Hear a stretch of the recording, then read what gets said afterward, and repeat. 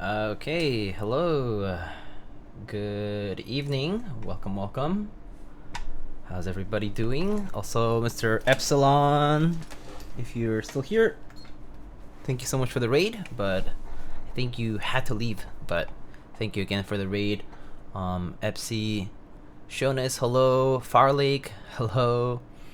ODM, how's it going? Simon TH, hello. RUMC, hola. Fumihiro, hello, welcome.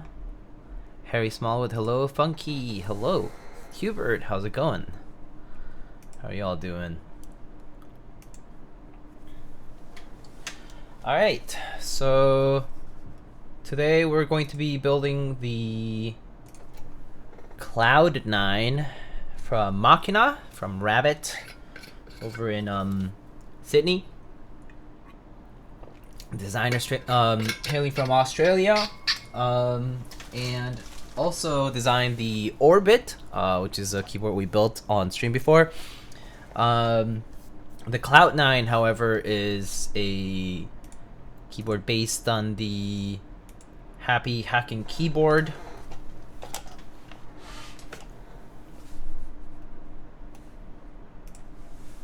Terry? What do you mean Terry? Hello, Grants. How's it going? Alright, so here's all the goodies. So actually today we have quite a lot of stuff. Like we also have the keyboard. We also have this box right here, which is a set of stabilizers that I just got recently from ClickClackIO. They sent these set of PCB mount, I think, screw-in stabs to try out. Figure why not?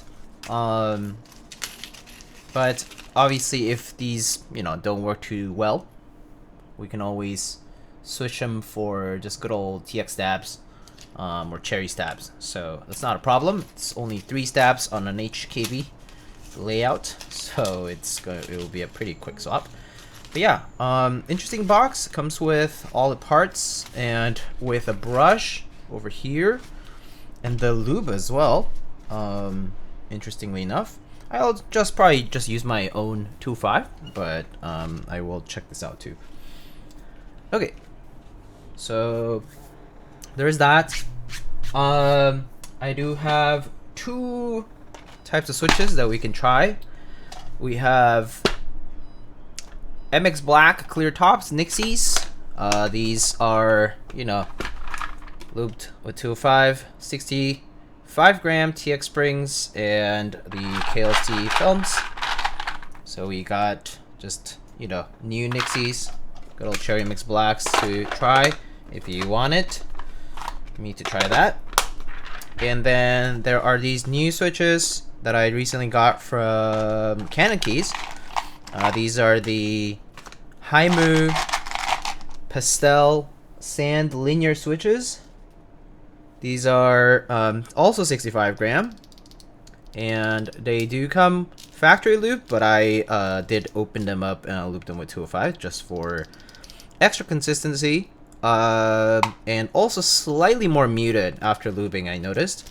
The main difference I found before and after lubing, honestly, smoothness wise, it was pretty much the same. I wouldn't bother even lubing if smoothness is a concern.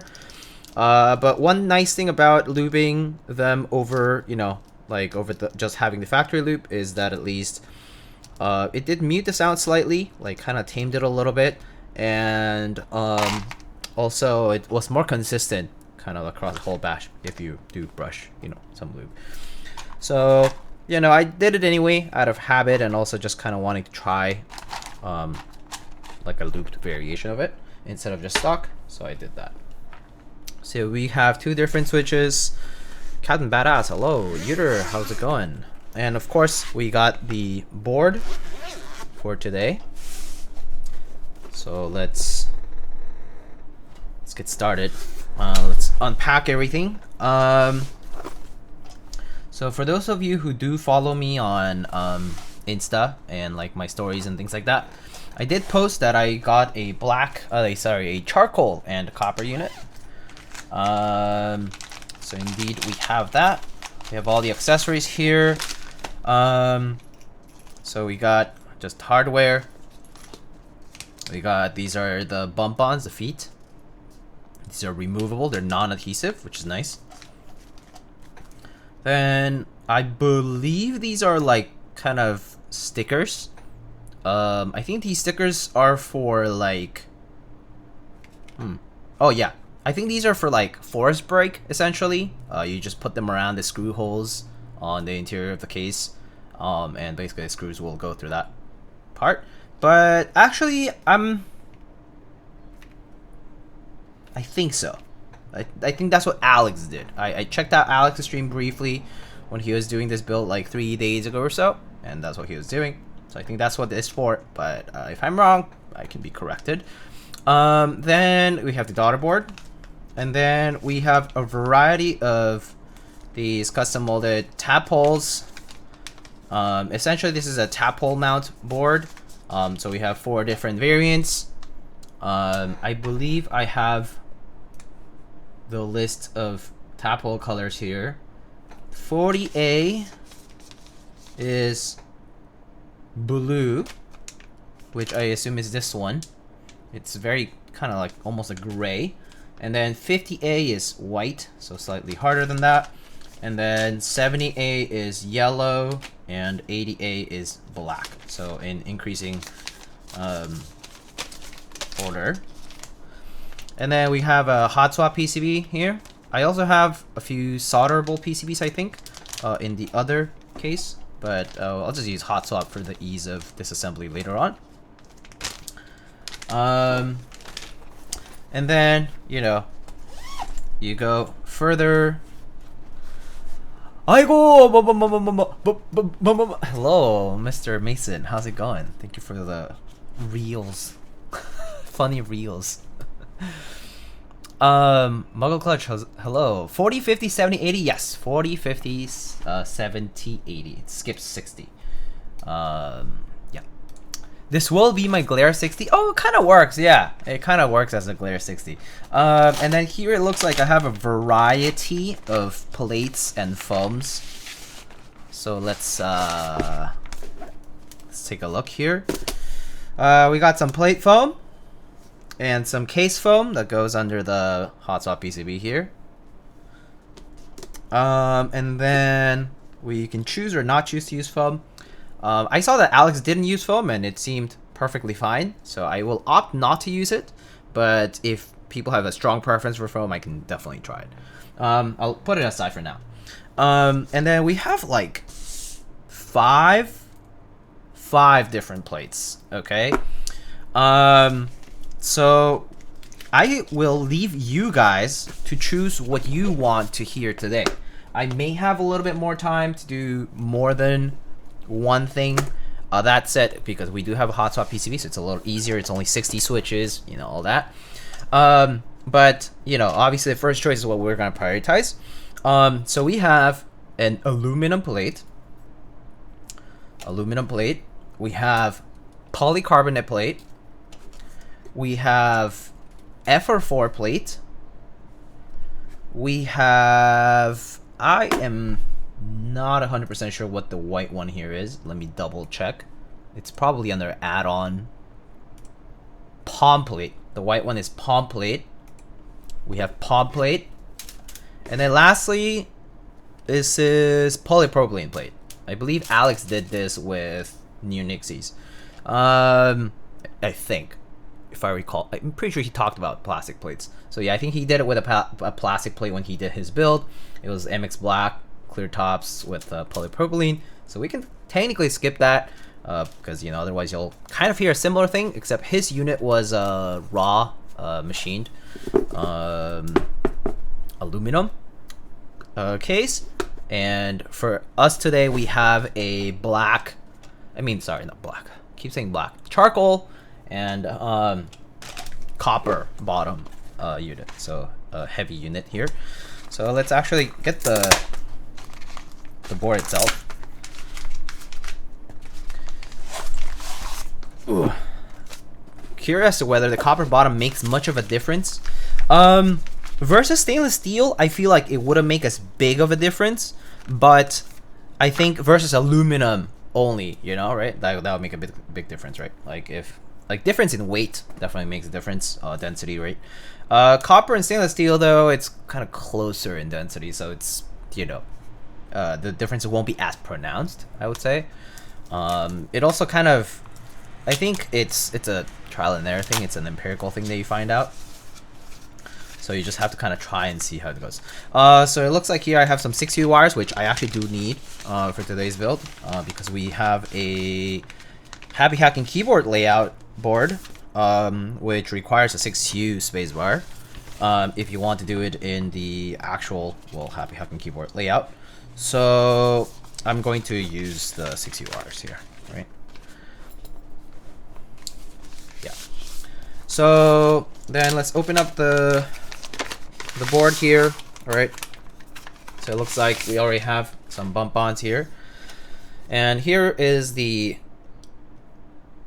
copper bottom. I'm going to assume this is clear coated instead of raw, but I'm actually unsure. Maybe Rabbit can answer that. Hi, Boomerangaroo. How's it going? Which one is stockier? No idea.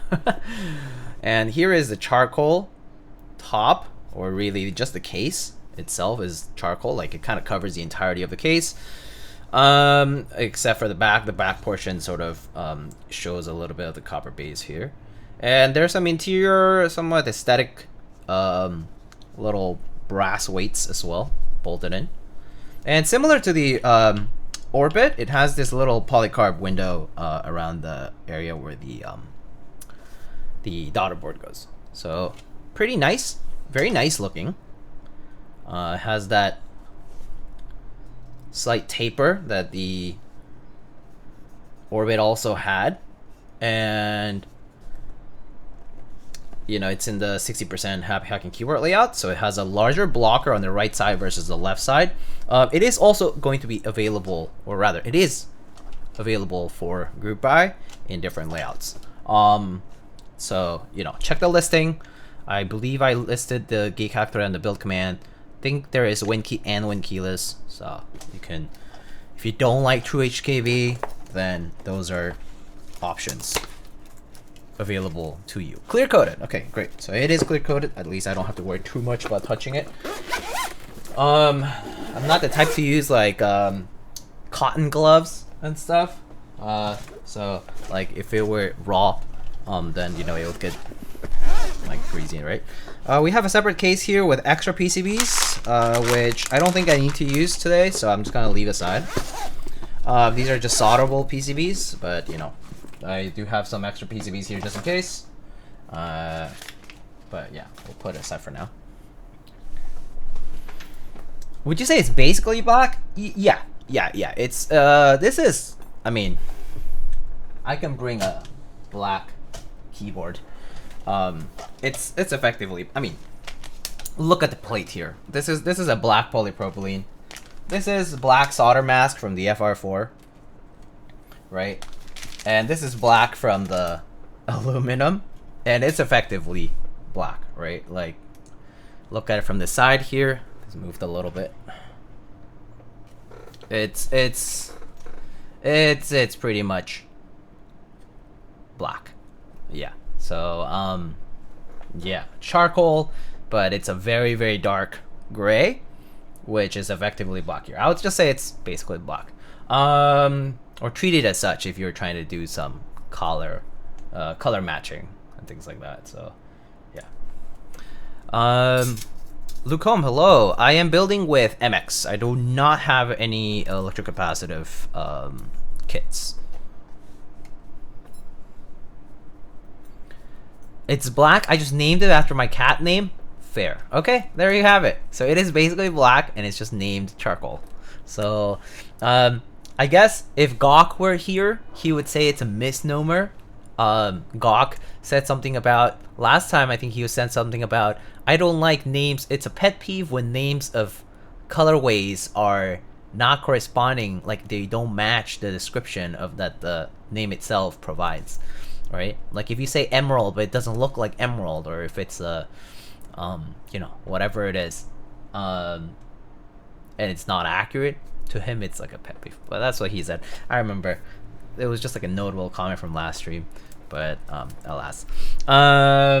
Okay, so how about let's go ahead and figure out what switch to use. So we do have MX Blacks, which again I will note Alex did use with the polypropylene plate, and we do have some Haimu linears, which are also 4mm linears, but the, you know, and they're nylon as well, but they do sound completely different from each other. These are like very, very different sounding from MX Blacks. So, you know, we can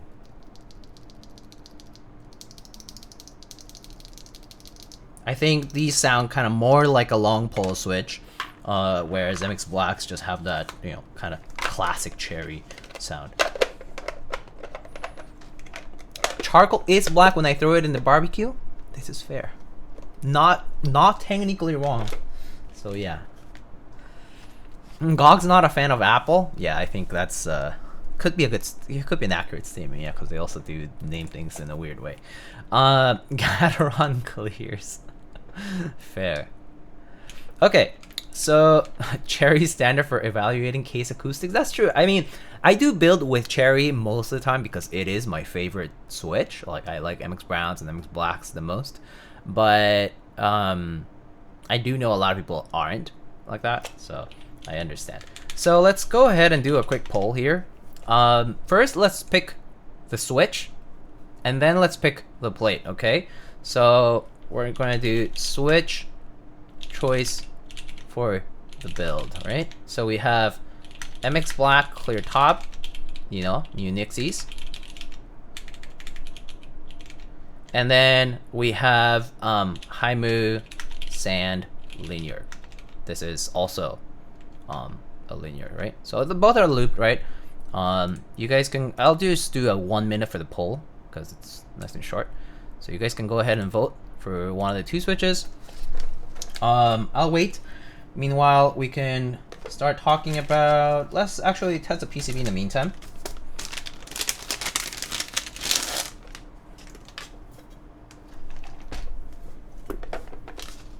So let's see. I don't think I will need these bump-ons because they're already installed. So I'm just gonna put them aside.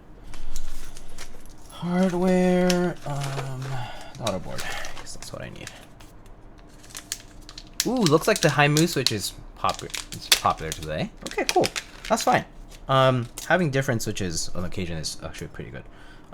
So let's go ahead and just, let's see. This does have, yeah, 6U on it. Okay.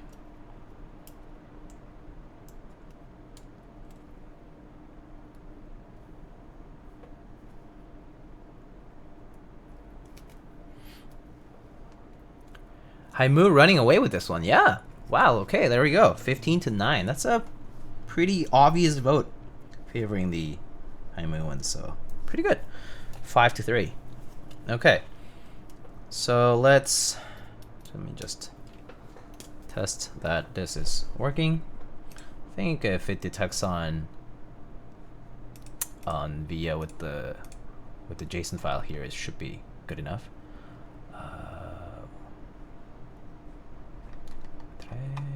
Oh yeah, okay.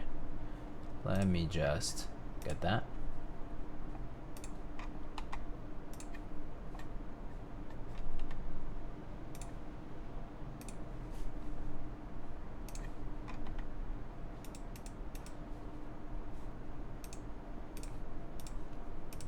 Okay, sweet, shows up. I do need to make a few layout adjustments. So show you what my screen is looking like here. So here I would go to layouts. I am going to be doing split backspace, and we're gonna do HKB layout. So I will switch this to control. I will, yeah, that's pipe. I mean, yeah, that's fine. This will be our tilde key, and this will be our backspace key.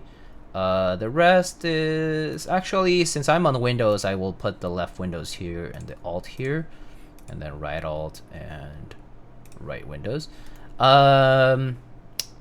Let's see, layers, that's pretty good. I just need arrow keys. HKB style arrows is good for me. And then we got the navigation cluster, which is going to be home,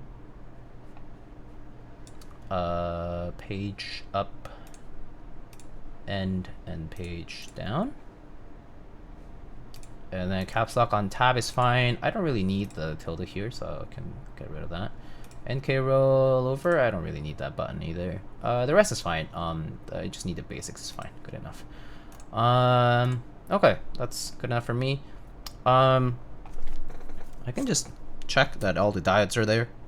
I think that should be good enough, orientation wise too. Okay, I'll trust that this is working. So I'm just gonna go ahead and close this.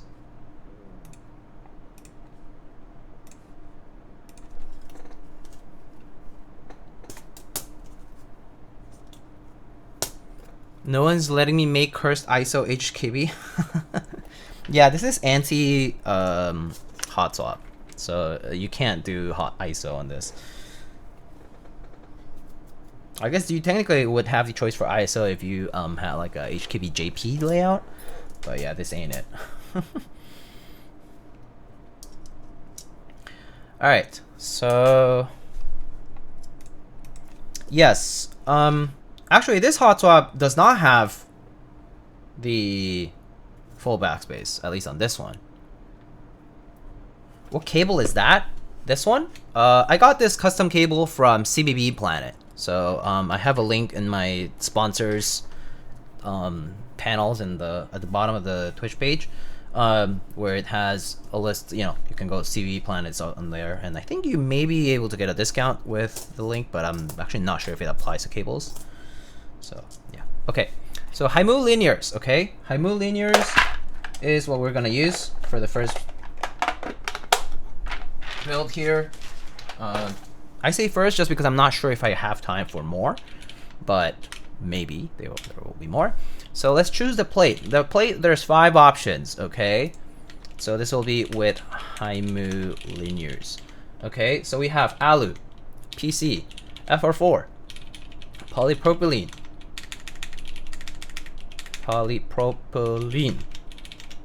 PP. Okay, so I'll just actually spell out polycarbonate. Polycarbonate, PC. FR4 and POM. This is also what would you call POM in what's POM plastic in polyoxymethylene, right? Yeah, but and people just call it polyoxymethylene or Delrin, you know. Okay, let's just do a quick vote. Yes, Alex did a build with MX blacks and polypropylene. So yeah, today we're going to be doing a Haimu linear build, not with the stock switches. These are Lube with 205. Lots of viewers today. We do? Great.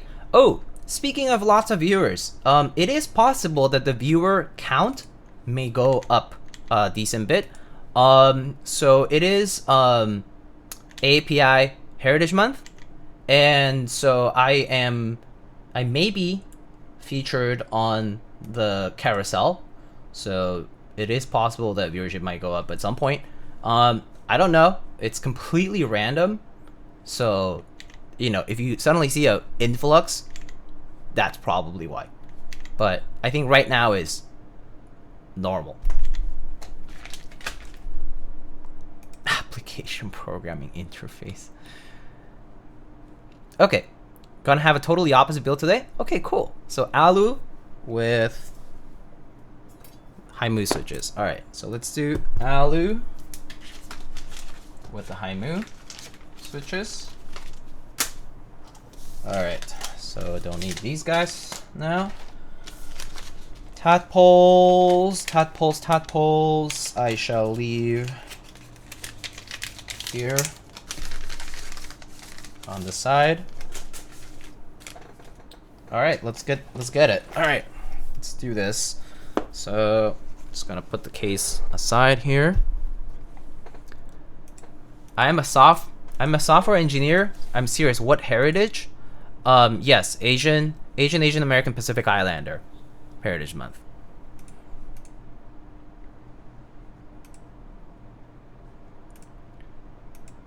All right. So let's go ahead and loop stabs. So today's stabs are gonna be different from the usual too, because just trying new things. So these are these new screw-in stabs samples that I got from ClickClackIO. They actually originally meant to send me plate mount stabs because they are developing both plate mount and PCB mount stabs, and they want to send me some plate mount stabs at some point to try, because they've seen that I've done a few plate mount like stab builds, which is like, you know, like for OEM boards and such. But they sent out the PCB mount was as well. The plate mounts haven't shipped out yet, and so they are these kind of like Duroc like style stabs, right? They kind of have a slightly more rounded contour, oopsie, and have that like upper kind of like upside hook to prevent the wire from popping off, similar to like Duroc V2s. And I think these are probably, you know, nylon or something like that. I can double check what the material is. Actually, I didn't get much info on these, so I may not be able to provide too much info, because at the end of the day they just sent these out for me to test, and I was like, sure, why not. Let me actually see if they said something. PCB mount stab, no, stabs. What did they say?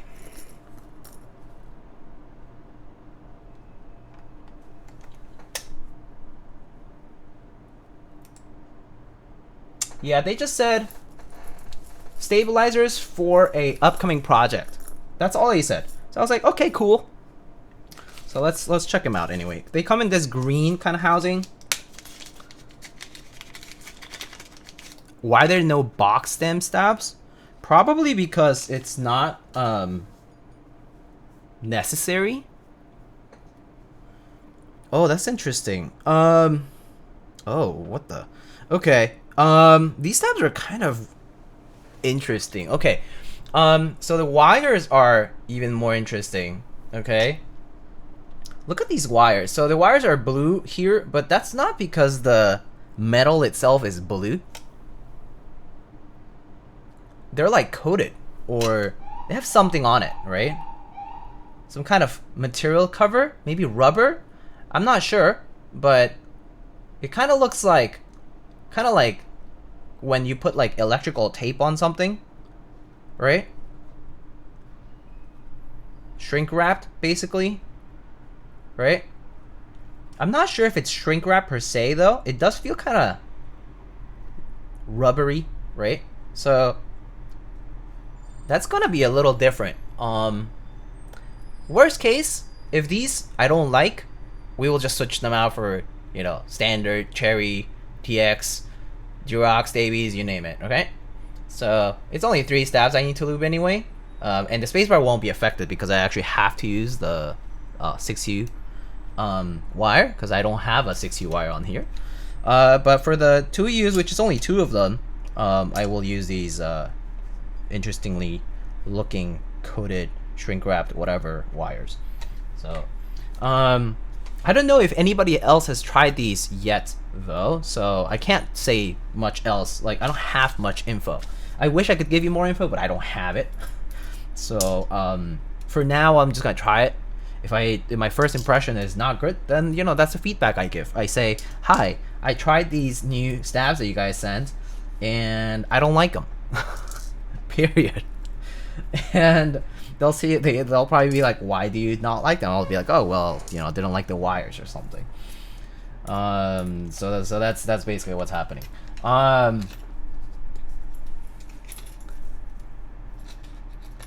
Is it slippery? I wouldn't say it's slippery. It's kind of, it has a, like, if I rub it like this, I feel some friction. So it's not slippery. It's not like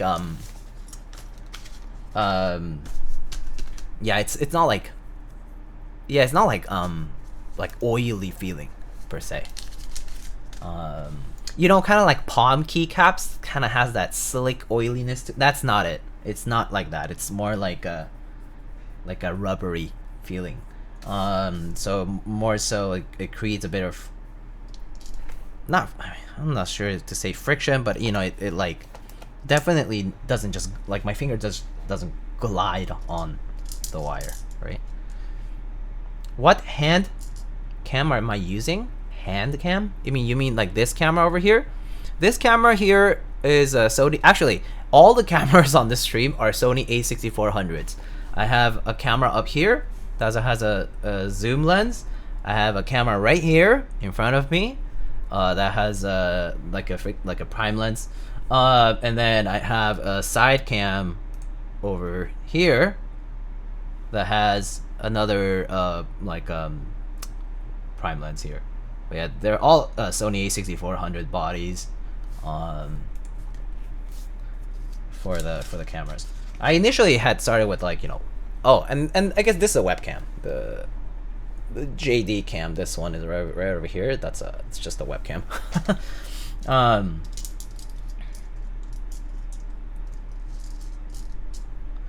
All right, let's get it here. Dr. Killswitch, hello, how's it going? Also, it is May 4th in the US, so May the 4th. May the force be with you. For the nerds out there who like Star Wars, if at all. If you don't, that's fine. Star Trek is also cool, and I personally am both a Trekkie and a Star Wars fan, so I like both for different reasons, completely different reasons, in fact. So yeah. It's May 5th here already? Yeah, that is true. And the other side of the world is no longer May 4th, which is it's okay. Hopefully you got a good positive-ish Force vibes on May 4th. So okay, let me test something real quick before I even start lubing them, is to see how I feel about the fitment of the wire stock. Completely stock. So I'm just gonna put this on. Oh, okay. So the wire fitment is actually not bad. It doesn't feel sluggish, which is a good thing. So one thing is, for example, you guys have seen me use TX tabs. For those of you who watch me regularly, I use TX tabs often. And for the TXAP tabs, and especially, they have a very tight wire clip. And they feel very sluggish if you don't do anything to them, because they the clip on the wire is just too tight. This one actually doesn't feel tight, at least like on the wire grip. As far as rattle ticking, I'm not sure. I would still, like, I could mount these, and I would assume that I would still get some amount of, like, ticking rattle, right? Because the part does seem like not quite completely snug. So I think I'm still going to loop as usual. I think these are made to kind of, with the assumption that enthusiasts will loop them, so I'm gonna go ahead and do that.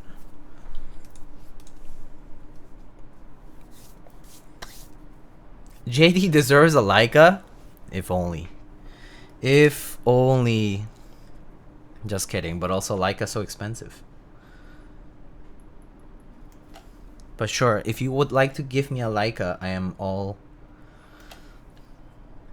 ears. Just let me know. Send it over. Do you watch Norbauer's TED Talk? If so, any thoughts?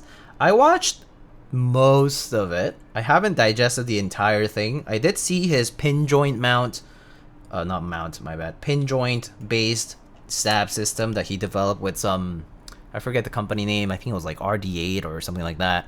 I did see like the different attempts that he did, and the complications around the tolerances and all these little things that he was talking about. Which, I mean, these are all predictable in the sense that if you understand how stabs work, you definitely will know that anything that you tweak creates small variances and imperfections in how parts fit together on the next part, like, you know, on the adjacent part, or like on the next joint, like on the next part that comes together with the other part, you know, in contact or not, right? Or like maybe they fit together, right? So it's pretty much inevitable that you'll face all these problems. And I think the solution that he ended up with is pretty elegant engineering-wise. It is pretty much... It's what I would expect from a, like, optimized mechanical engineer perspective type of design, right? Like, system-wise, it seems really nicely done.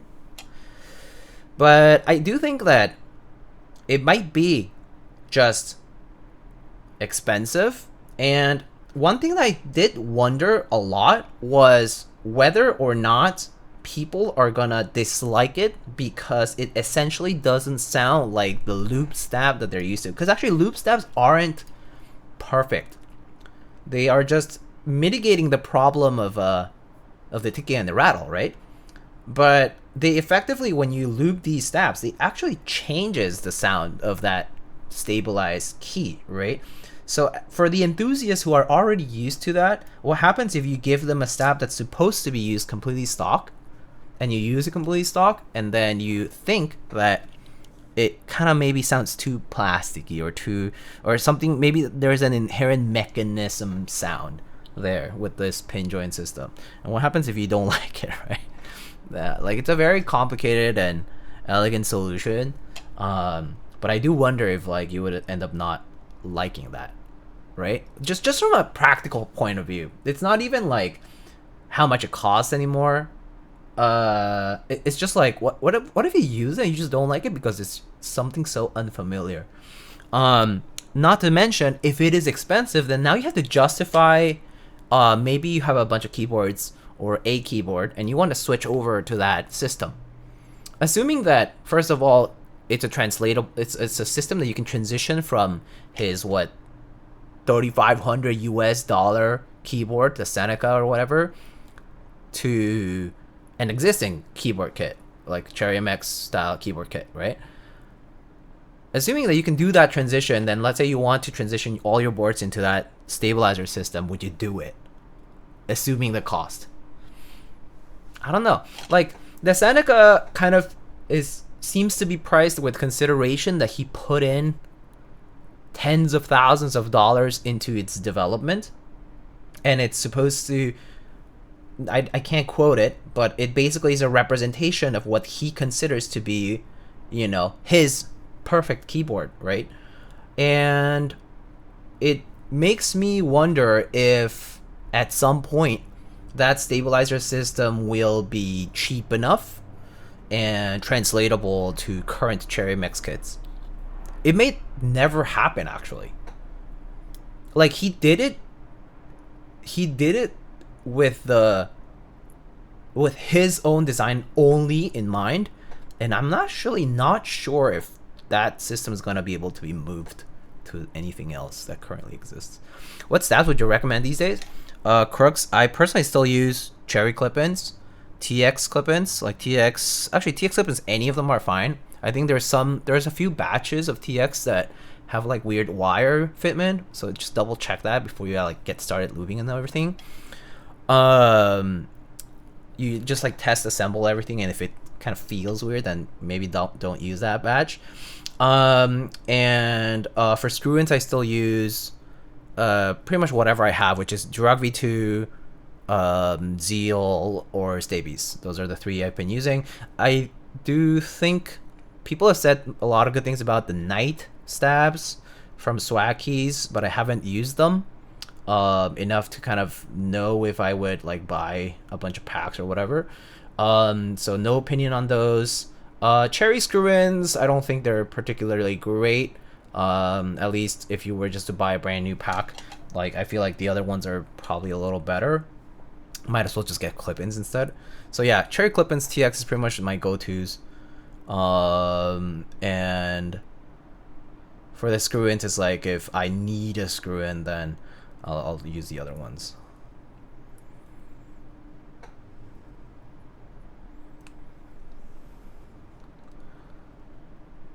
Sound is important though, right? Yeah. I was thinking how crazy expensive it would be. Yeah, I mean, it makes me wonder. But I wouldn't even worry about the cost right now about these stabs, these Neubauer stabs. Just because I don't even know if it's going to be available for a general kit. So if it's restricted to the Seneca, then there's no point. It's kind of like, oh, it's a perfect stabilizer in this perfect keyboard, you know, ecosystem. And it's only fitted for that, so it's not robust.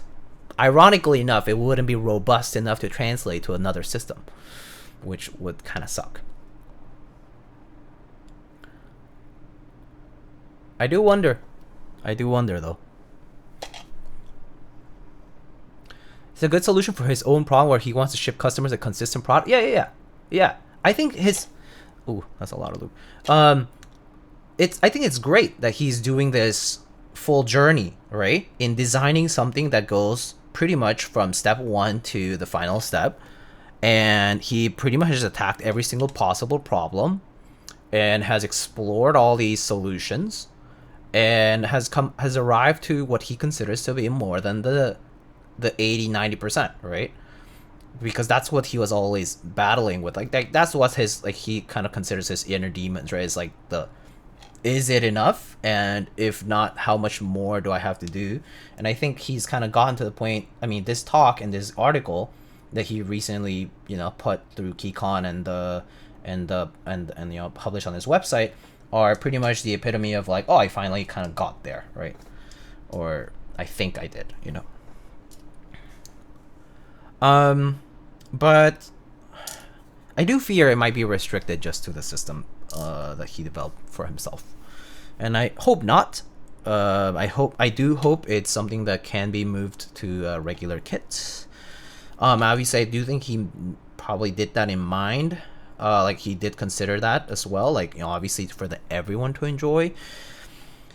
But I don't know. I mean, maybe it will just be a Seneca only type of thing, like his own line of keyboards only. I hope not. Really hope not. I'm using Night Stabs right now. I'm a big fan. The wires are really good. Yeah, I've heard good things about the Night Stabs. Yeah, I've heard lots of good things about them. Yeah, I would be absolutely willing to try the Neubauer products. If they're, you know, accessible enough. Obviously, at meetups especially, I actually did not get the chance to try the Seneca, or rather his samples at KeyCon. I actually did not attend his talk. I did go basically with a bunch of friends, and we were just hanging out. And then so I missed a few talks, and then I also went to a bunch of the artisan panels, and so, you know, they were concurrent. They happened at the same exact time, so I had to, basically you have to pick and choose. And I went to a bunch of the other panels, so I didn't make it to Mr. Ryan Neubauer's panel. That said, I did see the recording that Nathan put up, and that was good enough, I think. Also, granted, I do feel like, I won't lie, I would have gotten a little bit bored. Like, my day-to-day, so to speak, is also filled with going to 1-hour engineering talks, essentially, or research talks and stuff, and going to basically what's the equivalent of someone who basically did their own research to talk about their results is effectively like going to a work conference. And so I was like, I'm good. I'm good. Yeah. Oh, the Thogfather. Hello. I don't think I got a chance to see you and say hi. I did come to the booth that you were in, and it got really busy, or at least you guys were really busy. But I did want to say hi. I did see you at KeyCon. I'm so sorry I didn't get to like properly say hi. And also, it's random, but I just remembered that a friend of mine actually won a Wu-Tang 60 HE, I think, and they got a box without the board. Um, so they're looking to get the actual board. If you know how to reach somebody to figure that out, that would be great. But I don't know if they already reached out to Novel Keys and figure out the price thing. But I know that Frank from Prime Caps had claimed on behalf of the winner. He didn't come pick it up. He already contacted him. Okay, great. That's amazing. Yeah, it's someone I know, and they told me about it, and I thought it was pretty funny because they took the box, right? Like from, I guess Neflock was the person maybe giving them out at the front, and then we all went back to the Airbnb that we're staying, and he was like, "Oh shit, there's nothing inside." Or as in like the board is not in here. Probably like was at the booth because they're displaying it, right? So it had the manuals and all that, but it just the board wasn't there. Yeah.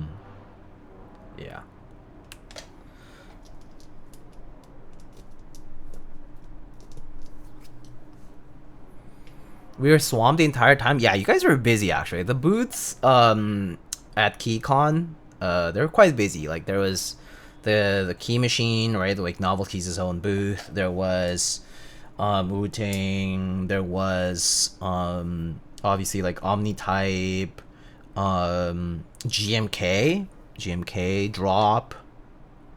And obviously there's a bunch of other artisan makers as well, and they're like Tactile Zine, Mr. CBA, who was doing his zine sales over there. Mr. R. Mendes, who did his artisan collector stuff, and some art key displays.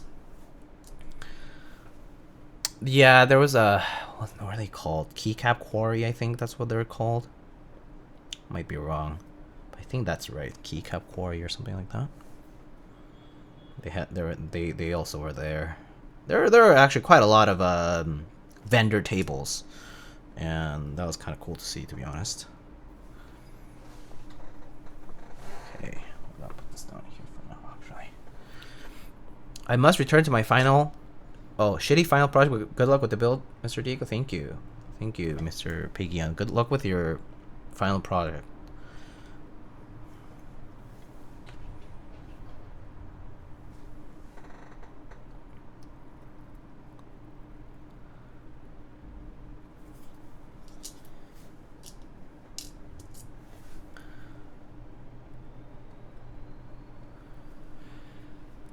Anyway, if I missed anything in the chat, by the way, feel free to repeat it. I'm not reading all of the things that are being said here in the chat. I can't just keep up with everything. So if I missed something for me to read, you can always repeat it. You got your set on the next meetup. Oh, okay. Hubert asks, Keep Life maybe? I can't make it to Keep Life, that's for sure. People have asked me if I'm gonna make it to Keep Life, but Keep Life is not in my site right now because I will be busy that specific weekend. Keep Life is organized. It's going to be a meetup in, I think, Pasadena, California. And it's on the last week of, I think, August, right? So basically Labor Day weekend. Labor Day weekend is a tough weekend to pick. I can't, like, Labor Day is pretty much the time when students go back to school, when families organize like that short, long weekend trip or whatever. And also people organize, like, well, let's say my friends organize a wedding. So I'll be gone for like a wedding kind of thing on that weekend. So yeah, it's out of the question for me. I already committed. I can't go to Keep Life. But I wish meetups were organized on not holiday weekends because yeah, it's always way tougher.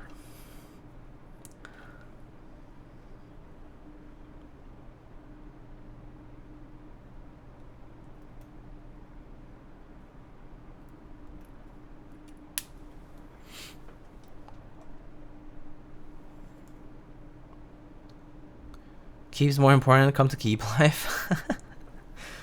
I do want to go to Keep Life. I also wanted to go to the Tex-Mex Roundup, to be honest, right? Like, I saw a bunch of the content and, like, it looked great. The organization looked really good, and it looked like a lot of fun. The scene over there is, like, poppin' in Texas, and I really wanted to go, to be honest. It was too bad that KeyCon happened at the same time, and I also had a bunch of friends going and whatnot, so we had said since KeyCon was effectively canceled or postponed for years, right? Because of the pandemic, that we would go on the next one that actually happened, and when it did get announced, it got announced on the same date as the Tex-Mex, which was a real bummer. But it do be like that, you know?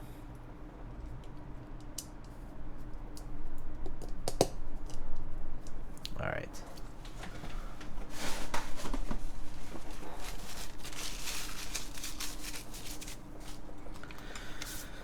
Okay, I'm gonna need some screws here.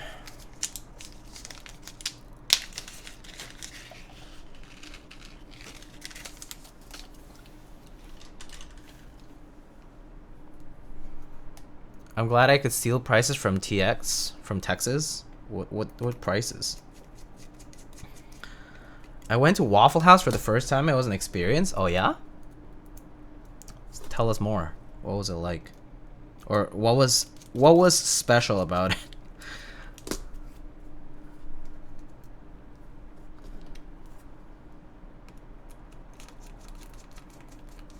We should organize a meetup at a Waffle House at midnight. What happens at midnight? What's the difference between this thing happening at midnight and this thing happening at 7 p.m.? A place of lawlessness and discord? Oh boy. Having lived in Florida for a while? Oh, I see. I'm not familiar. Quite unfortunately. I need to update that build command, by the way. I know people have been using it and I forgot to update it. Let me update it after I'm done with the stabs here. So, let's see. Build command. Cloudnine by Machina. And then, yeah, here. It will be built with Haimu, Pastel, sand, linear switches. Lube with 205G0 with 65 gram springs. They will be mounted onto an aluminum full plate. There we go. I think that's right. Haimu, Pastel, sand, linears, Lube with 205, 65 gram springs. Yep. Okay. Do you have a playlist? I swapped playlists, but there is an exclamation playlist command if you're wondering what where the music's coming from. How's that redemption? It's pretty nice. I think Alex also published his thoughts on it, but I do agree with a lot of his thoughts too. Like it is like an evolution of the Salvation, but it is a lot like the Salvation. So if you have tried a Salvation and enjoyed it, it's going to have the same, same spirit, same feel, that same similar experience pretty much. It will suffer from similar problems too. Like for example, I've heard of people complain that basically effectively a tray system that it's based on can have a bit of like hollowness or tinniness or like this kind of like resonance to the case. That's inevitable. It's just the shape of the board. It's a single piece. So that might be a problem if you like you don't use foam, for example, or depends on the build too though. Things like that. But I think if you enjoy typing on the Salvation, then the Redemption is the 65% version of it, and if you like the 65 layout more, then you should get that. Salvation's pingy as hell though, so it depends. I actually do notice that the Salvation, or the Redemption in this case, varies in how you do your build. One key thing to note is you have to be careful that the plate doesn't touch the corners. And the corners, there's a slight bit of metal that's around the curve because of the tool path. It can't do exact 90-degree angle cuts. So the tool kind of does a little curve like this. And I have noticed a lot of builds at meetups that the plate is too far to one side and it touches the metal, the case, and so it ends up being pingy. And when you like just move it slightly, it goes away. Another way you can do it, like what I do sometimes, if it's pingy in like very specific regions, I put like a little bit of shelf liner, and that also helps too.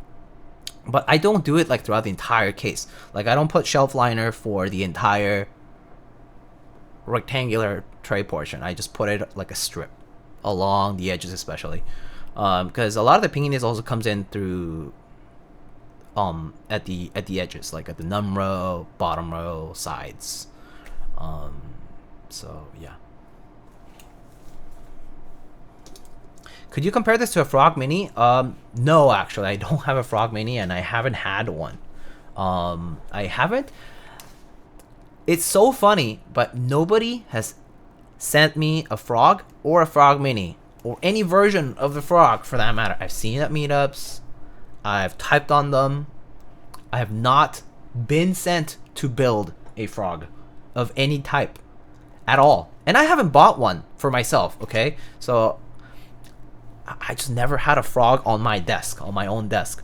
For whatever reason, it's just a coincidence. This happens. Like, I think someone like for a while, like people were like, "Have you ever built a tofu on stream?" I'm like, "Yeah, a long time ago." And then I never built like specific things.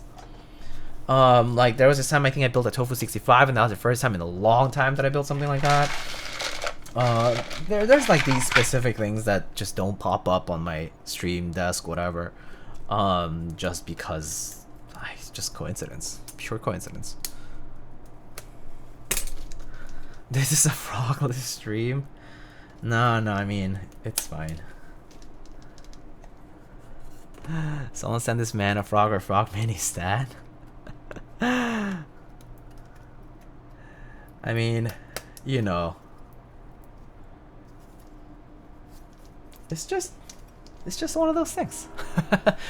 Hello. How do you go late to a stream? Can you show off the board again for a second? Yeah, sure. Give me a second here. Just wipe off my hand here. Okay. Here. This is the Cloudnine. This is black and copper. They call it charcoal, but it's essentially black with the name charcoal. So it's not like a dark gray, it's actually just black. The bottom is copper that's been sandblasted and clear coated. And it has these bump-ons for covering the screws. And the back is there. Shows the... I know it's my hand is very smudgy right now, and you really need to wipe that down and wash my hands. But I'm going to do that after I'm done with the switches.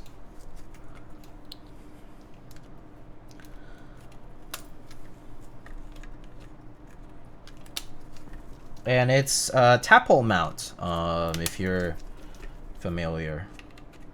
And yes, that's why I assume people are asking about the Frog, because the Frog is tap hole mount. Unfortunately, don't have one to compare, guys. I apologize for that.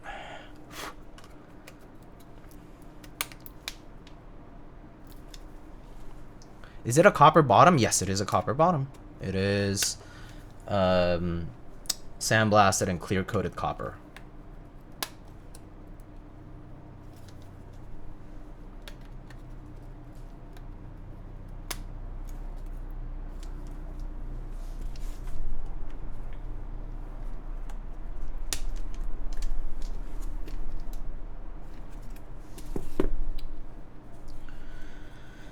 Okay, let's try the stabs though.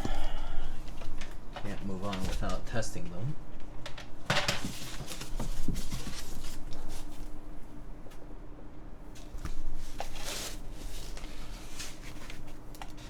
What do you think of the typing experience of tap hole mounts? I like them personally. It's kind of like a neat way of doing a top mount-esque gasket mount. because, you know, it effectively is a top mount, but with a softer material. One different thing is in tap hole mount, you may have contact between the tap hole and the bottom piece, for example, or you know, it might be like more, yeah, there might be just more surface contact, but it is a soft material, like a gasket or like a silicone kind of thing, right? Like a piece of rubber, piece of silicone. And so, you know, it won't transfer a lot of that like vibration the same way like metal to metal would, right? So it's different from top mount in that sense. Top mount is just a lot more rigid too. So I personally like tap hole mount quite a lot. I've tried like the Daji Seisero basically uses a tap hole mount, and that board was great. Very nice sounding, and just overall very nice feeling too. I've built the Orbit as well, which is basically a 65% brother or sister, however you want to call it, of this one, and it was by the same designer, and that one basically was the same type of tap balls, and that was also a really nice board, really nice sounding too. So yeah, I enjoy it. It's like a softer top mount. It's fun, and the nice thing about the tap hole mount is that you can replace these guys so easily. Like screws are just screws, right? Bolts are just bolts for top mount, but in tap hole you actually do have different hardness variables, so that part is pretty nice.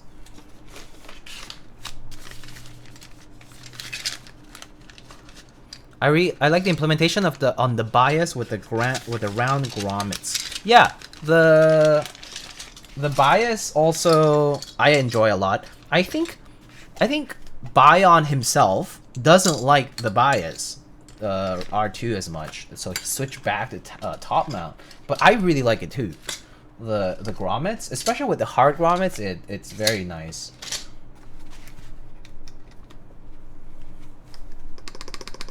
Oh, these stabs are good.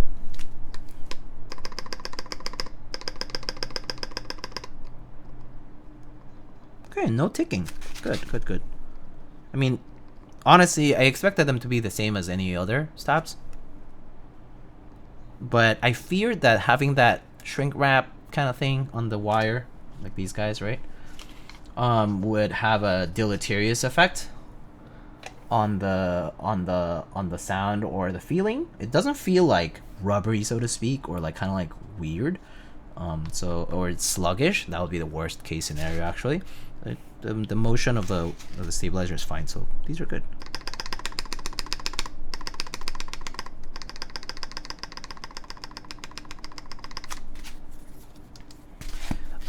Remind me what the green stabs are from again? These are test prototype stabs from ClickClackIO. They have not released any info about the product at all. They sent it out to a bunch of basically reviewers, content creators for now for feedback. So I don't think they're final technically, but they're going to be making both screw-in and plate mount stabs for these. At least that's a plan that I heard. That's all the info I have. All the info I have is these are, you know, they come with these wires, right? Kind of like they're like sort of like shrink wrapped or whatever. They have these green housings. I assume it's like nylon or something. It comes with this brush and lube. I actually don't know what the lube is. Might be 205. It's so greasy. Oh, it basically is 205 looking. Consistency wise, it looks pretty similar to 205. I'm just gonna assume it is, or similar to grease wise.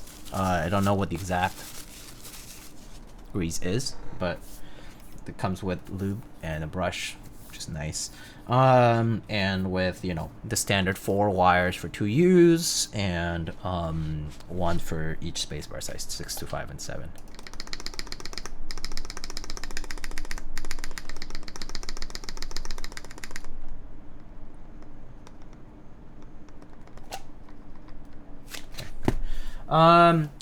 What key capture is available for 6U? A lot, I think. As long as I have the space, actually not all Spacebar kits have 6U. I have to check then. Just you can name a key set and I can check. I do have that DCX Solarized Dark set that I showed last stream, at the end of last stream, and I think this has 6U. I just have it next to me, so I'm just gonna check if it has 6U. If it does, maybe we can try using it. And it doesn't. So we're not using it. Great. Fantastic. So it does not have 6U. So it only has 7 and 625. So let's go get a 6U spacebar. Somewhere else. Should have some spacebar kits around here. Or rather, some key sets with them. Is it centered 6U? Yeah, it is centered 6U.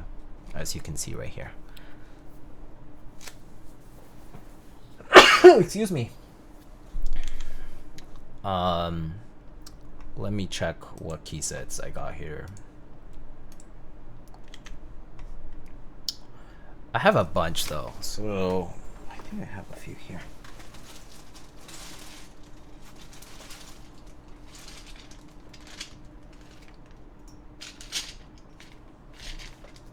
I'm just gonna grab a random spacebar. I think this is from HFO. But I'm just grabbing this because I just need a 6U to test the stab. Is this 6U? I think this is 6U. Yeah. Yeah, okay, I'm gonna just use this to test.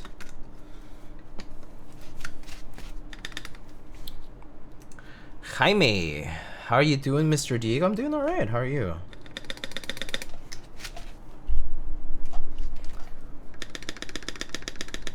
Is Drop getting all the licensings for the OG set like Solarized Dark or Hyperfuse, or are they just releasing them without? I think they are for at least Solarized Dark. I don't know about Hyperfuse. But, so Hoffman Meister, who is also a Keycaps moderator, is one of the community managers at Drop, so I assume he would advise that, you know, they do that. If they're going to be part of the community kind of thing. I don't know though. I don't know the internal decisions that they make in that regard. So probably would be an okay question to ask though. I don't think they would have a reason to hide it. Unless they really didn't, but yeah.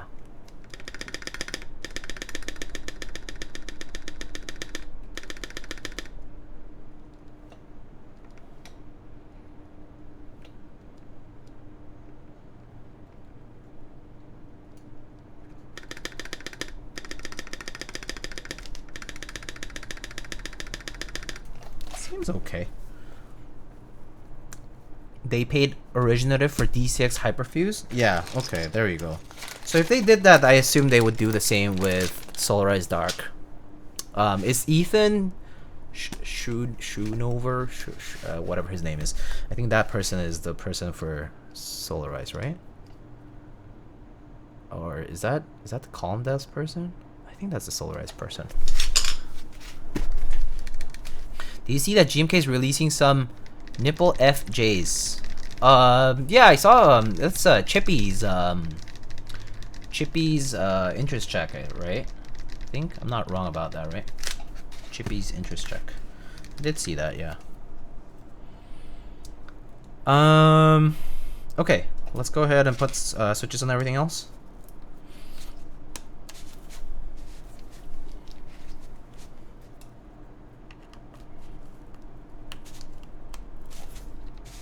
I'm a scooped person, to be honest, because OG Cherry type of thing, or actually just when I started using GMK, that's what we had, and that's what I liked. I don't mind barred, to be honest, but I am used to scooped, so I prefer scooped. Just habit. Creature of habit, you know? But yeah. Nipple is okay. I actually don't love nipple homing keys just because a little like too obvious, sort of. I like how scooped is, like how it feels. But yeah. Then again, I don't really like deviate too much from even without homing, right? Like basically non-homing keys, FJ keys, I actually type fine. So I don't end up feeling like I need to have very obvious homing keys. So I think that's why I like scooped. It's just kind of, it basically does the opposite thing that bars or nipple keys will do. So yeah.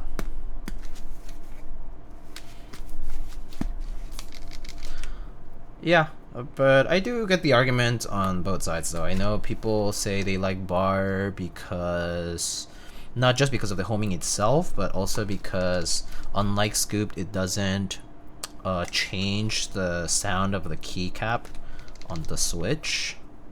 There's that argument that a lot of people make, which is totally valid.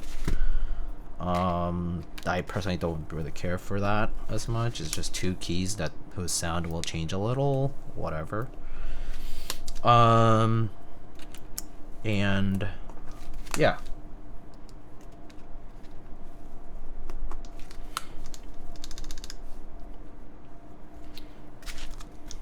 First thing I do with new GMK sets, move those scoops to the back. That's pretty much the way I also do the same. I put the bars with the ISO keys.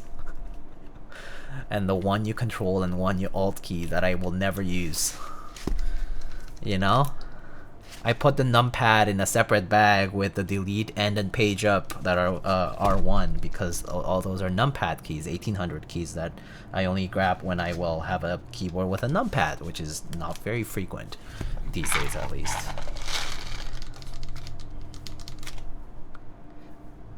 Oh yeah, my bad. Yeah, you're right. I spaced out and I put the switch here by habit. But yeah, this should go, I guess here. Right here. Yeah. So cruel. I mean, it's for organization. I have a tub with ANSI keys I never use. That's totally fair. Everyone has their way to organize. I basically put my 625 keys in you know, kind of like separate them because I just don't use them as much anymore. I mean, at least when I built my own boards, a lot of them, except for the cases where I do a win key 60% or win key TKL, which is occasionally. But most of the cases, even on 65, 75, whatever you name it, I will use 7U bottom rows, and so a lot of the 125 and 625 related stuff gets binned. Really need one of those ISO macro pads to actually use my ISO enters. Yeah. Yeah, the ISO enters don't get used much. They look great though. I actually like ISO enter as a novelty is like awesome. Maximal real estate, and you can fit vertical designs. Like it's amazing. As a novelty, especially. Like I think it was it GMK Ursa or Sloth? I think it was Ursa, the one that had like a bear on it or something. I don't know. There's been a bunch of cool ISO enter designs. I think like GMK Boneyard. Was it Boneyard? It was either Boneyard or Carbon. That one I think had a cool ISO enter design too. Toxic I think might have had a good one.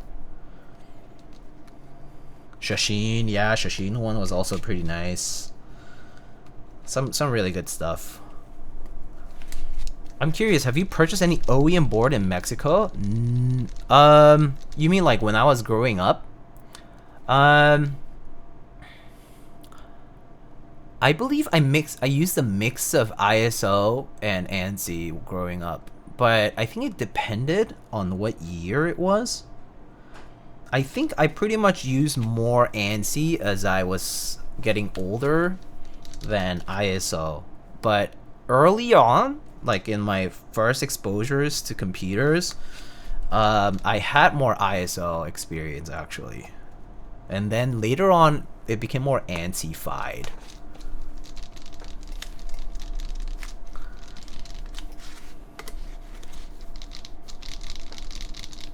Yeah, I think it became anti-fi just because of convenience, because you could just put the enye here, and then just do like alt international keys through basically like character map and locale keyboard, like, you know, keyboard settings. But yeah, don't know what I don't really exactly remember what I used the most when I was buying stuff. I think, yeah, it was mostly ANSI actually later on in my life, until I had to move. They have a weird ANSI layout with C with CD on the pipe. Yeah, I've seen that. Yeah, antified Espanol, right? Like Spanish. It's a thing. How do you get the symbols you need for Spanish and US ANSI? You can use like alt shortcuts. You know, like character map on Windows. I don't even know if, yeah, it's a thing still. If you go to Windows and you do character maps, a lot of these Unicode characters have shortcuts that you can access through alt and number combinations. In some other case, I mean, nowadays you have like other tools, and you can do like alt whatever, like right alt plus whatever, and get other keys too. So that's how you do. Or you just straight up, in my case, I just switch with I do left alt and shift to switch between languages. In, I think on Mac that would be command space. I think I map it to command space instead of what's that stupid thing. But yeah, I just switch the language, the keyboard language, to Spanish or Korean or English, you know, whatever I'm typing in. Usually I just do, I always have English, Spanish, and Korean installed on my computers, because those are the ones I use regularly. So yeah. Do you change layouts in the other languages too? If it's inconvenient, yeah. I mean, like, if it's a programmable case, like if I can program my keyboard, yeah, I'll switch it. Why not? And especially if I can access like Windows settings on the machine that I'm using, like at work, for let's say, then yeah, I'll switch it. Hell yeah. I would not bother trying to get used to something that's I don't like. Yeah. Earl switches up sent me. Oh, hey, Sandpulse, how's it going? US International covers everything. Yeah, it does. Yeah. I actually don't love US International just because it has a lot of extra stuff I don't need. But yeah, US International is good enough too, though. If you want to have something that actually has access to everything, yeah. US International. In the case of you know how like on Mac you also have access to Option plus whatever key for like sometimes like even like Greek letters are on those, right? On Mac, there's that too. I use Mac a lot, so yeah. Is it difficult to put dielectric grease inside a syringe? I don't use dielectric grease inside a syringe. First of all, because I haven't used dielectric grease in a long time. So I don't. If I have to suggest a way, is to straight up shove it in to the syringe. Like you take out the syringe, you pop off the piston thingy, and you grab like a little spatula sort of thing. Like in my case, I have one of those, like these guys, and you just scoop up a bunch of grease and, you know, slather it on carefully, and then boop, boop, boop, boop, boop, and tap. You know, you like tap that shit in and hope that the grease goes down. That's the OG way. that's the easy or rather direct way of putting anything into a syringe, is to just pop off the syringe cap or the, you know, the piston, and put it from the top and just tap it in, make sure it goes all the way down, avoid some air pockets or whatever, and do it all over and over and over until you're done. Another way of doing this, like in the case of 205, sometimes what I will do is this is a syringe with 205, right? You can see how there is 205, and there's some air pockets in there, okay? So I know that. I know there's some air pockets gonna happen. But like if I have, in my case, I have the benefit that I have like jars like this. Though I put like a bunch of the 205 that I have. I will pop off the syringe tip, right? I'll pop off the syringe tip, and I will suck up the grease from the end. Along with some air, unfortunately, but you know, it works to some extent. Obviously, the container from which you're taking the grease needs to be full enough for it to be able to actually get any of the substance into the syringe. In the case of 205, it's much less viscous than dielectric grease, so it's possible. I don't know how well that would work with dielectric grease, but you can always give it a try. It also depends on the size of the syringe, so you can always get a bigger syringe. You can get a fatter syringe, but with the same like gauge, right, for the tip. Obviously, use a blunt end. Don't use a sharp end and accidentally puncture yourself, please. But yeah, that's another way.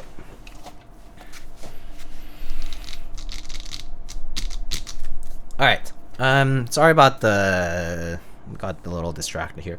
Let's go ahead and place this into the board now. So let's do that.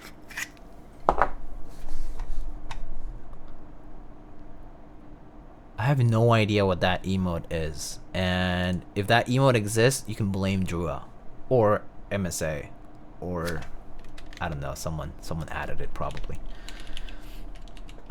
You can blame any of them. All of them are blameable. I didn't do anything. They manage the emotes. I'll check for you so you can shame them. History. Let's check. Activity. Let's see.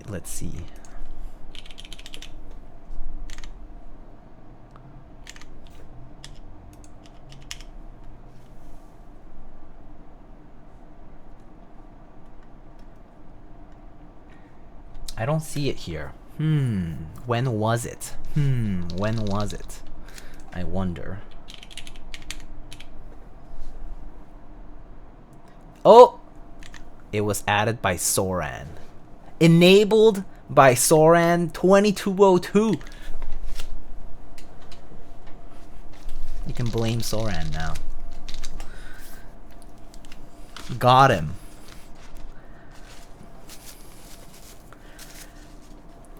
That was like a little plot twist there. We all thinking immediately that it was MSA or Drua, but Soran in the meantime, he's like, ha! Of course they'll get the blame because I never do anything like that. But look at that. Drua and MSA catching strays, indeed. Alright, let's go ahead and... I'm gonna actually go ahead and wash my hands. My hands feel a little greasy from all the other stuff. So I'm gonna go do that, and I'll be right back.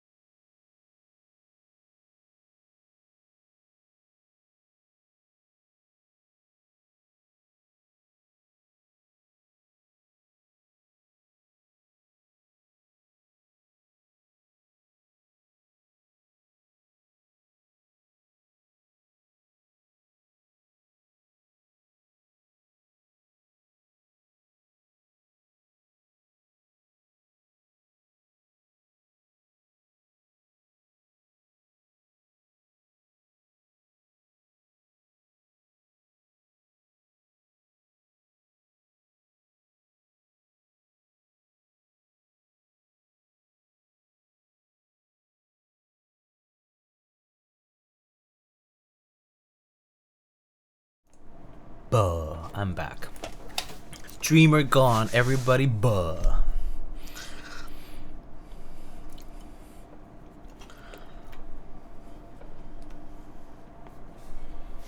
Alright. Let's get to it. So we got some these are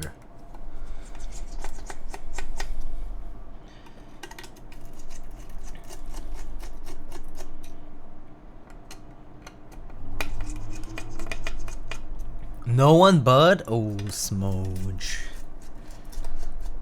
The bot only. Smooge.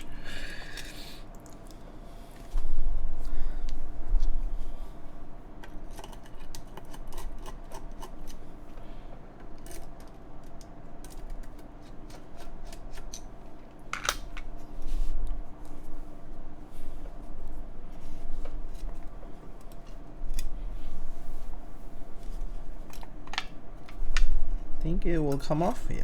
Okay, cool. Alright, we got a copper bottom here. Gonna take out that screw here.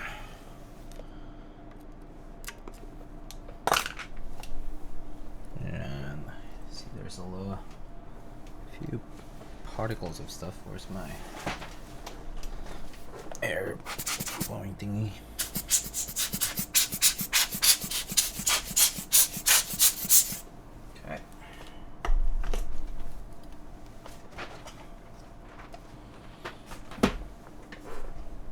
Alright, what switches do we go with? We have Haimu sand linears today. So this assembly is quite easy, as Shrek has got here saying. So let's go ahead and put our daughter board in first. So we got a little window here, kind of polycarb window, frosted polycarb window here to protect the daughter board section, which is kind of neat. Just a little nice extra touch, I guess, but it looks nice. And then gotta undo those screws.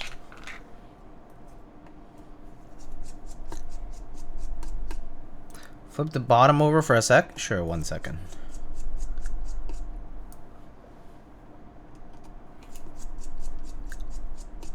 Copper bottom pieces looks copper pieces in general. I love like that orangey tone of the copper. Oh, so good. Love it.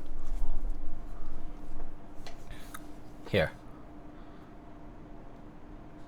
Captain Badass, I think you were the one asking for the bottom.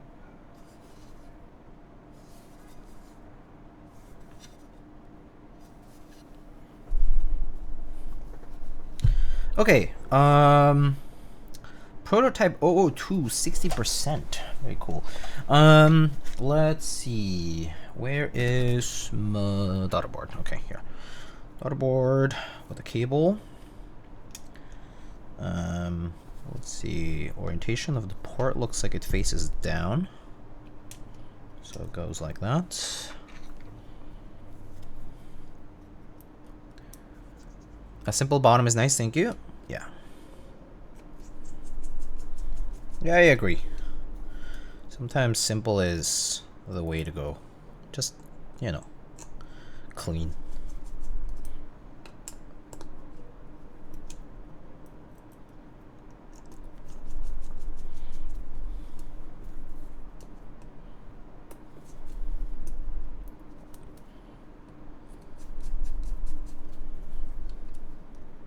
So weird looking that it has brass internal weights.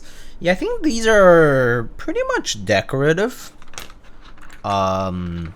Because they're actually not very large. Like, I can remove just one of them just to show you. I think I had shown them before on, I think the Orbit had these internal weights too, right? Or similar, but these are pretty small weights, I think, relatively. Copper versus brass, which one sounds more bright? They're actually very similar. They're okay, size-wise. Actually, decently heavy. Let's actually, we can actually check how much they weigh. Do I have my scale here?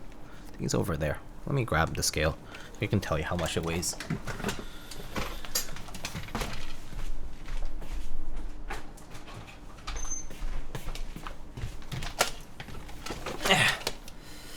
Yeah, brass is a copper alloy, so brass and copper are gonna be pretty much about the same. You know what I mean? Like, I remember trying a copper plate, and versus a brass plate, it kind of sounded the same. So there's that. It didn't sound that much different. Okay, so let's start with this. So let's let it zero out. Okay.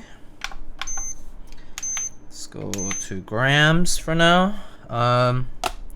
So this weighs 125 grams. It's actually not a negligible amount because 4 of these is basically going to be, what's that? 250. So it's basically going to be a pound for 4 of these weights, right? Assuming they're the same. Assuming these are like similar or the same-ish. Let's say it's like about a pound altogether, right? Because a pound is 454 grams, if I recall correctly. So, you know, it's not a it's a non-negligible amount of weight, although relative to a copper bottom, it's, you know, it's nothing, because this copper bottom on its own, right? I mean, with these 4 weights, so let's say these little 4 internal weights add a pound to it. This is 2 kilograms, okay? So without the internal brass weights, it's about 1.5 kilos. That's the copper bottom on its own is 3 times heavier, right? I mean, oh sorry, it's 3 times the weight of the brass weights altogether ish. So you know, quite heavy. So I assume with the whole assembly and all, this will be in the 2.5 kilo range, right? So pretty heavy. You know, if you're talking about in pounds, is, you know, multiply this by 2.2 or something like that. So that's like 5-6 pounds, you know. So it's gonna be heavy. It's gonna be a heavy build. So for now, I think that answers that question for now. This is heavier than Orbit? Yeah, maybe. Actually, I don't remember how much Orbit weighs with the heavier bottoms, because I didn't have heavy parts on the Orbit that I built, if I recall. Also, the Orbit, I think, didn't the Orbit have like internal pieces, but it was not like was it a full bottom like this too? I actually don't remember. It was a while back now. Okay, so we can choose now the tap holes that we're gonna use. So, all right. I got 4 different tap holes here. I think it's 40, 50, 70, 80. And there are these little strips. These strips I remember from Alex's stream. He kind of used it for like force break. They're included, so I mean, why not? They're just like little sticky adhesive little pads. They're pretty thin. I don't think these are for. They kind of look like they're for stabs, but they don't. I don't know actually. But I think the add-on page for the Orbit says force brake pad. Ah, okay, there it is. So it is a force brake pad. And I assume you just put them on where the screw goes. So in this case here, and I think you can just fold it into the case to sort of like stick, right? Easier to remove that way too. That's kind of nice actually. It's like kind of a nice way to have these little force brake pads or whatever. Easier to remove to have like this long end. Could be a little shorter, but I don't think it matters too much.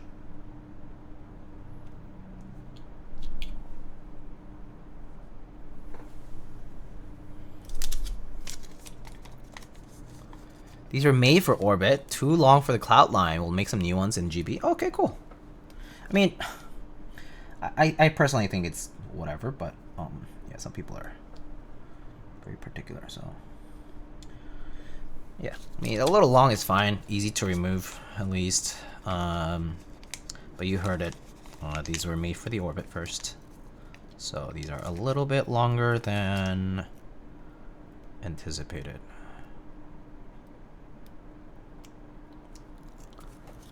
Are you front paging yet or no? I don't know. You tell me. I can't check. I can't see it, so I don't know. It doesn't notify me, so I wouldn't know. Someone else would have to tell me. It's random too, so yeah. Aren't you supposed to have API tag? Maybe. Do I? Let's see. Content labels. Nope.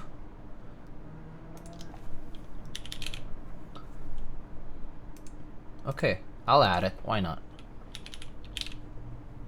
But there's so many random ones, so I actually don't think so. I think they're pretty much they're pre-selected, if I recall correctly. If I recall correctly, the list of streamers that can be on the carousel are pre-selected, like after you like fill in forms and stuff, and so it basically automated. It's like an automated process, so they figure it out themselves.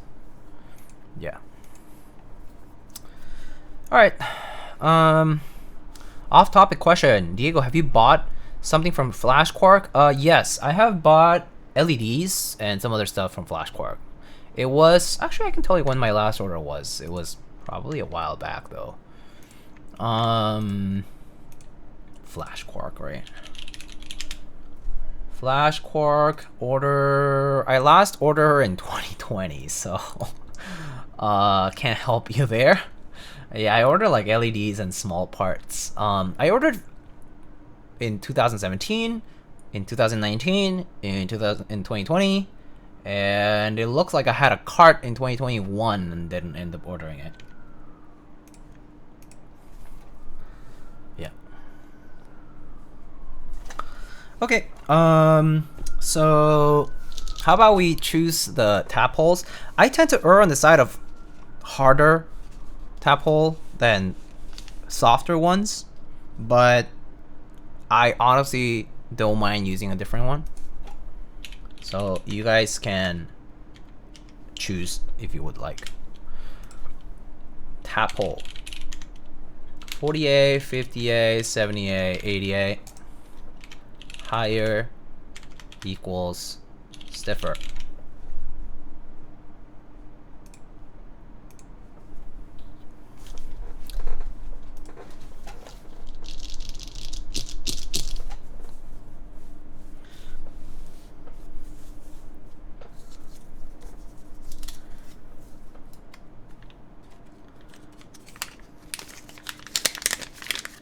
Bigger number, better person.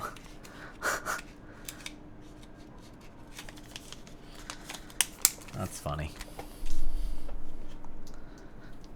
Is this stock? I think this one's stock. Ooh, 70 and 40 at odds with each other. You guys need to decide on one though. I have to say, this is if I don't know if it's necessarily feedback per se, but I always find it quite bold to use these small bolts. Look at the size of these bolts for the corners to hold a 1.5 kilo copper bottom, or sorry, 2 kilo basically copper bottom. It's like audacious. Like it holds. The threads will hold, okay? But look at the screws. They're small and they're only at the corners. So yeah.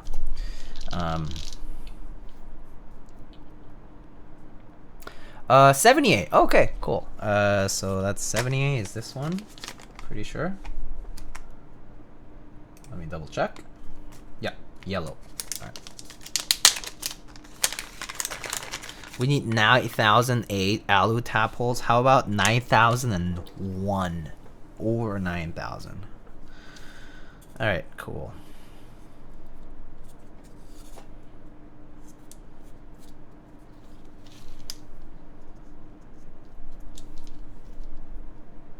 So I do like the way this is done here, and I will show you guys what I mean.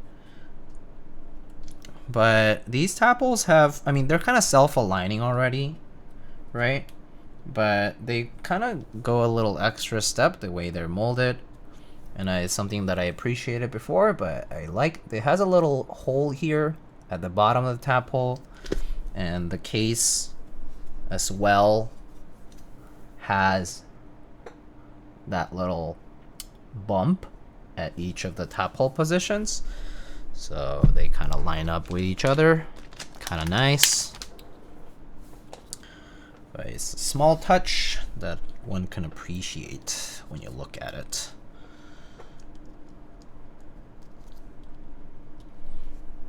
Only the top alu top is threaded. No, yeah. Only the top is threaded. Yeah.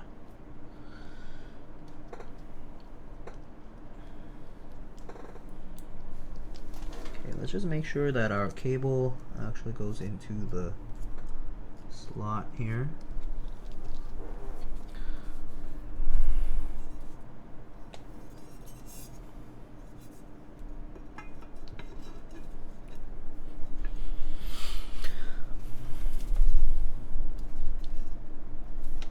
Okay. Let's go ahead and put this together.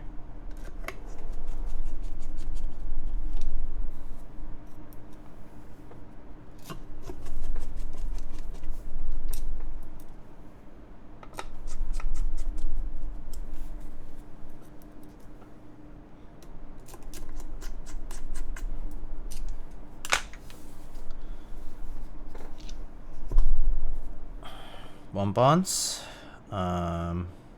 just like that. Nice and friction fit. That's always kind of nice because you can just remove them. 2 axes of screws, and you can also replace them pretty easily. No adhesive. It's nice. Okay. Shoot, did I do this right? I think I might have not done this right. Just the position for the this other one. Let me double check. Where's my keycap puller? Hey Diego, I want to get this board for EC, so electric capacitive. I've never used Topre. Okay, I'm debating which weight domes to get and what they mean. Is it more akin to tactility opposed to spring weight? So for example, in Topre, like if you buy an official Topre keyboard, it is rated by its actuation point. So 45 gram actuation is like 60-ish grams bottom out. 60, 65, I'm gonna say.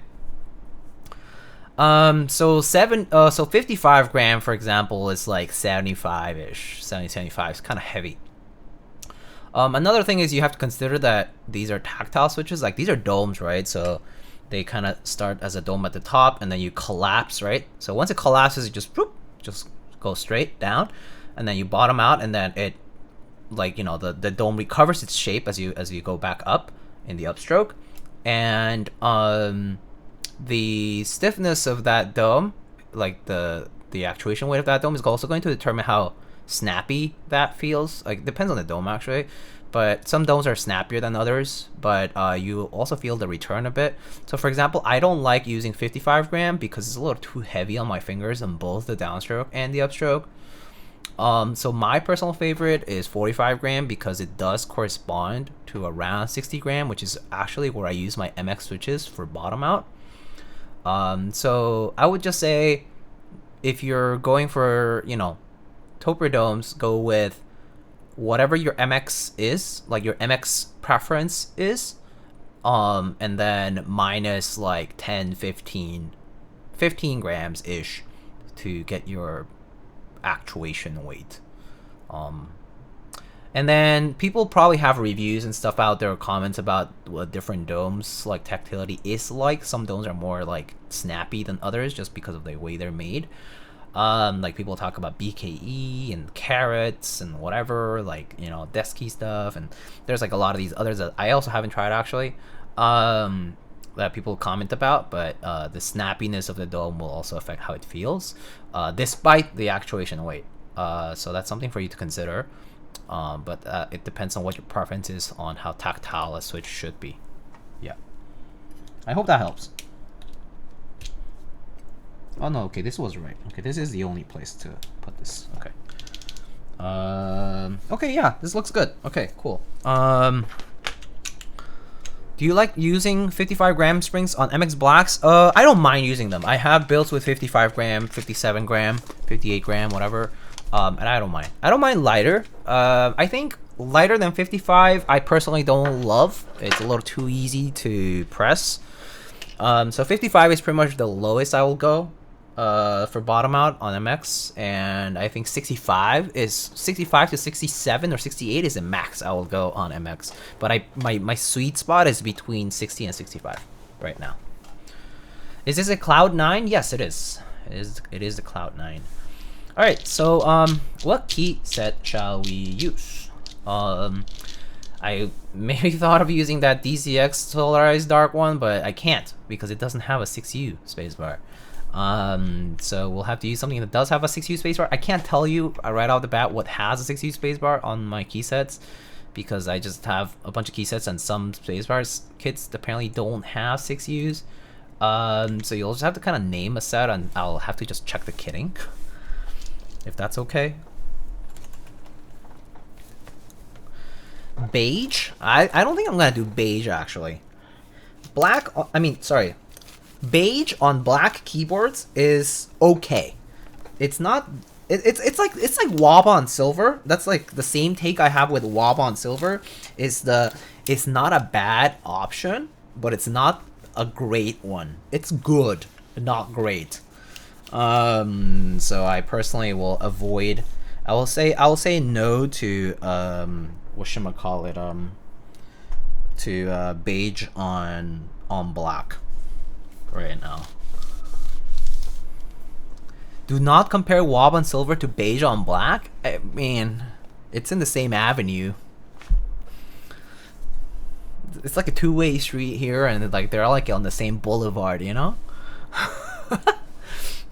Ski Data. Ooh, Ski Data is a good one. Ooh, Ski Data. Ooh, Boneyard. Ooh, that's also good. Gray sets. How about?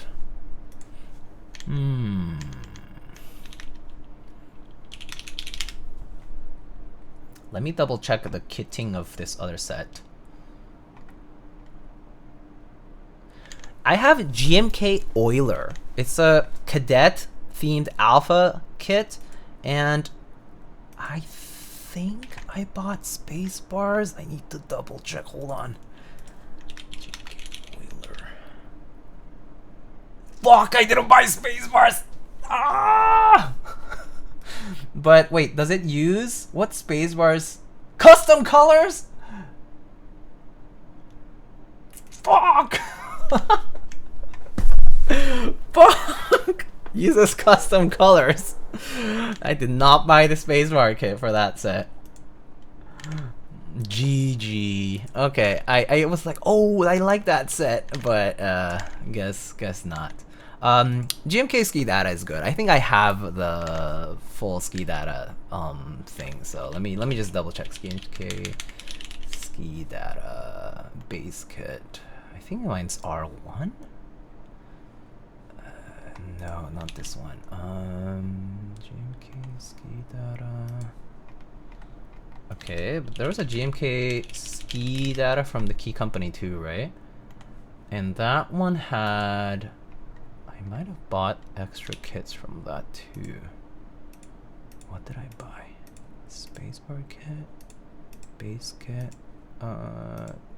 Did this also not come with 6U? What is this travesty? Wait, but it's N9? N9 6U spacebar? Does Ski that have a... I don't think so.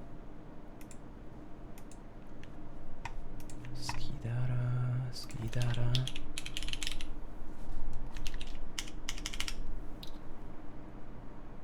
Spacebar can.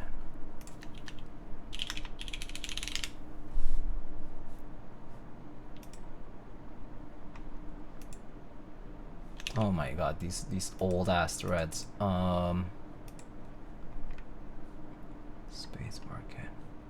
Wow, it didn't have 6U. That's disappointing. Okay, let me see what else we have. GMK Dolch, yeah, Dolchar 5. Dolchar 5, I'm pretty sure I have. GMK Redacted, I don't. I'm sorry, I'm like so far behind on chat right now. Carbon, yeah, I do have Carbon. Led Zepp, I'm not sure if Led Zepp had 6U. Double checking that right now. Led Zepp, off-centered. Off-centered stem? I don't think that'll work. I don't think the off-center is that off-centered, so I don't think that'll work. Yeah, sorry. Led Zepp won't work. Norse I don't have. Nines I do have. GMK 9s, but I also don't know what the base kit of that looks like. There does not have a 6U.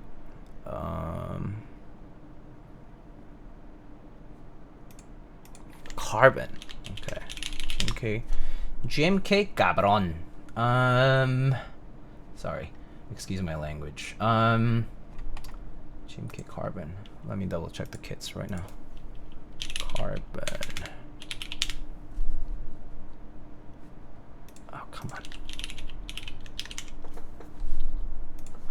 GMK Carbon.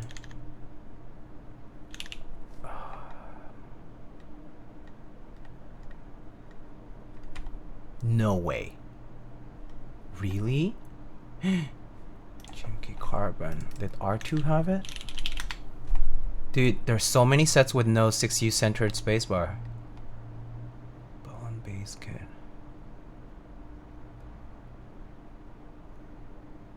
Did I get that? Oh boy, okay. Bone. Ooh, maybe. We might be able to do GMK Carbon. Okay, I'll be right back. GMK Carbon might be possible. Okay, BRB.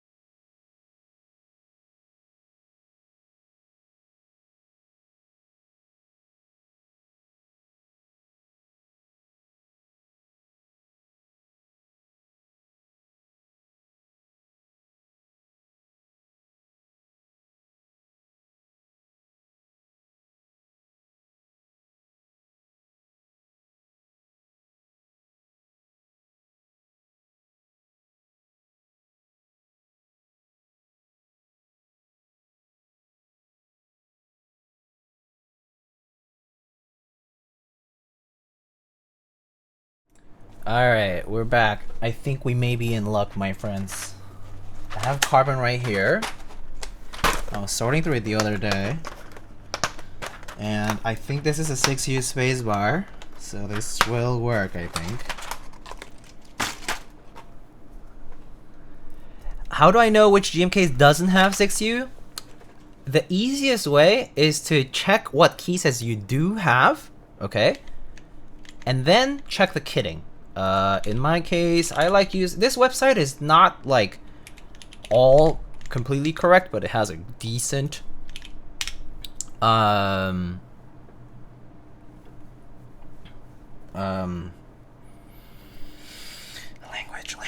A decent assortment, archiving of the sets.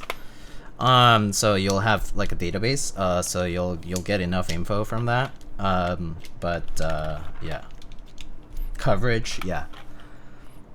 It's good. It is slow to update because I think the person who manages like one person, and also like it's not all super accurate. Like they don't always have the latest stuff or like the most up to date render, you know, for some of them, and so sometimes it will end up being like it won't be the actual like product render, but it's about as close as it gets. It's nice because at least it's a good quick reference. You can just, you know, Control F, find stuff quickly, and so it's decent to use it as like a wiki, like a database reference material. I should have a full touch control. I just need to go find that too, actually. I have caps lock here, but it's stepped. Or we can just switch it to stepped, but I think maybe I'll do full. Maybe I'll just switch it to full touch. I kind of don't really care too much about it. Carbon's such a nice set. Yeah, Carbon is a great set. I really like Carbon. It's one of my favorites. It's actually it's a fun little trivia or fun fact, but GMK Carbon is actually my first ever GMK set. So it's the first GMK set I got when I came into the community.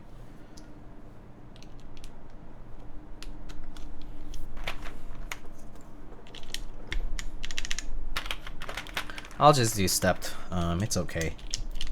I do like the look of stepped more. I do think maybe for the photos later on I'll switch it to full touch control, but for now I'm just gonna, out of convenience, I'll just switch it to stepped. The only reason I was saying full touch control is because this has true HKB layout, so I think it would be nice to sort of honor that, you know, so to speak. But yeah.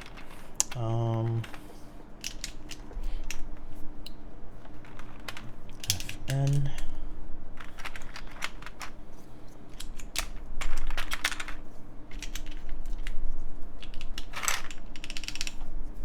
Do you buy group buy or aftermarket? This was actually aftermarket when I got it. I actually traded for this set. I remember I was at first, when I first came into the community, I was trying DSA and SA. And I liked them, but I didn't love them. And so I actually traded an SA set back in the day, like a pretty full kit of SA something for GMK Carbon. At the time, GMK Carbon was actually pretty widely available. It was actually one of the most successful sets of the time. That was why it was very popular too. It was like one of the big successes for GMK group buys. And so there were quite a lot of GMK Carbon sets, like Mass Drop at the time, like it was Mass Drop instead of Drop, had run it, and you know, they had hit some high numbers for it, and so it was pretty widely available, like on Mech Market and whatnot. So yeah, pretty popular set though. Yeah, it was some SA set back in the day that I traded for it. Tumber himself said it's going to happen. I just hope he didn't forget already. I don't think he forgets. He doesn't tend to forget his own work stuff. He rarely does, actually. He's a person who is very proud of his own work, and also very mindful of others. So I highly doubt he would have forgotten. Very, very highly doubt it. Yeah.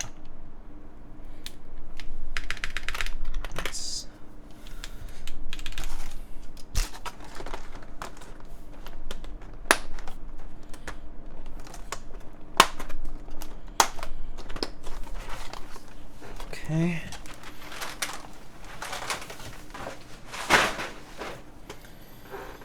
We can put some fitting keycaps. Orange or carbon fitting stuff. Maybe something beige-ish, cream-ish. Ooh, maybe I'll do this Crypt Keeper from Keycaps for the tilde. And I have this DC caps, carbon themed keycap. I think I'll do that. All right.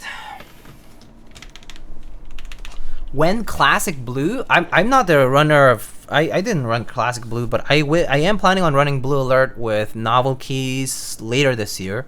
It's already in the plans. Nothing finalized yet. Like we don't have an IC or anything yet. We will be posting info on that later. It's a little too early though. We probably would be posting the IC and more details and stuff about blue alert. IC or GB thread. I actually don't know which one it's going to be. But like all the assets and stuff, we'll probably post them like a month or two leading up to the GB, so you'll see them much later. Yeah, it's a little too early though.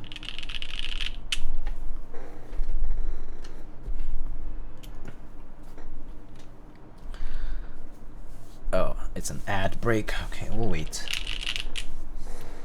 We will wait.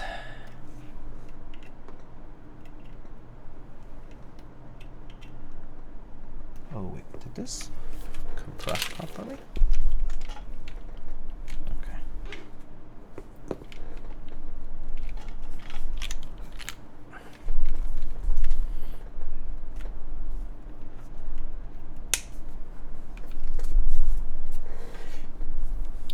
Classic blue is the same color as panels, right? That's a good question, and I'm actually not sure. Bad time for ads? Yeah, I know. Oh, for some reason, let me try a different cable. Try this cable. I don't know why that cable has been giving me a bit of trouble lately. There we go. That works. Pretty sure panels. So yes, I know that you guys are stuck in ads. So I'm waiting. So GMK rubber hose is custom colors. If you have a friend or otherwise someone who knows DCS deadbeats, it's going to be to match these DCS deadbeats. DCS deadbeats is actually based on the NCR OG Cherry colorway, which is kind of like a slight grayish tone. So if you know that, it's gonna be kind of like that. It's gonna be more on the grayish side than beige. So that's GMK rubber hose if you're curious about it. I mean, obviously I'm not the runner, so I can't tell you everything, but I know it's based on DCS deadbeats, so that's what GMK rubber hose is going to be like. About panels, I can't tell you. I think they use custom colors for panels though. And classic blue should be I think classic blue is just a stock blue. I don't know what GMK panels is color. Yeah, I think they were custom. Or were they? Kidding methodology, colors. Yeah, they use custom colors. Actually, if you go to the IC for GMK panels, you can see that it's custom colors. Yeah. Oh, for some reason my enter key is not responding, which I think is probably just a misplaced switch. Let me just hot swap things. Bent pin. Yep, I was right. Bent pin.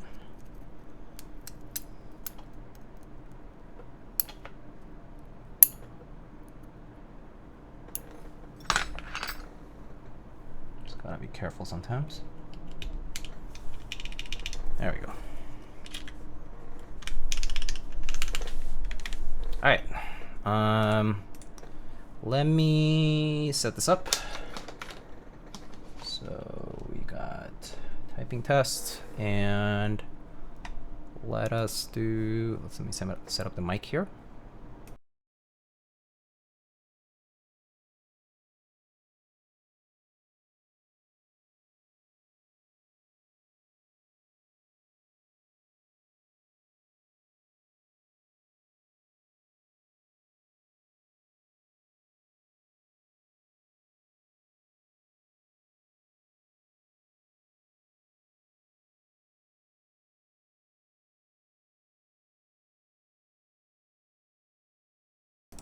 Okay, I think the mic audio should be good. Let me know if it's a problem. Here's the side view if you want to look at it from the side instead. Maybe we can do it from the side. Kind of probably looks nicer like this. I'm just gonna adjust this for you guys. Okay, that should look better. And yeah, let's give it a shot. Yeah, 60 seconds. Okay, let's give this a try. Nice rare keycaps. GMK Carbon's rare. GMK Carbon is not that rare actually, but I mean, I don't know. I don't know what it's like now, so. All right, let's give it a shot.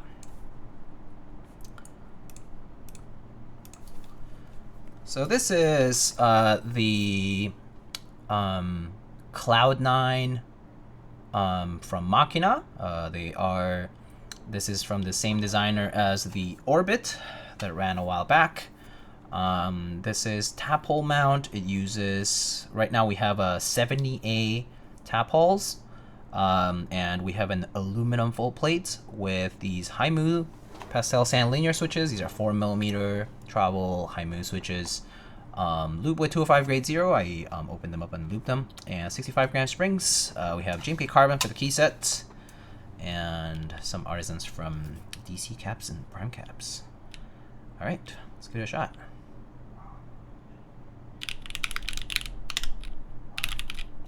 I'm a little rusty.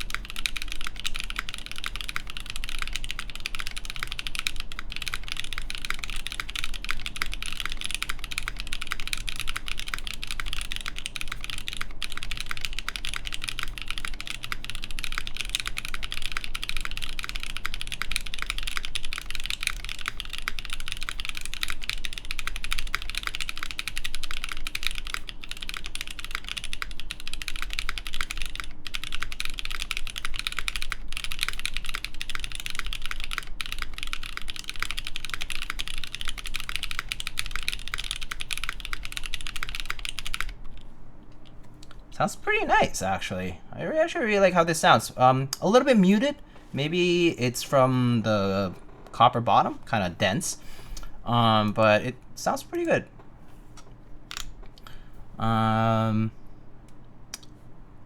Let's go through the mods.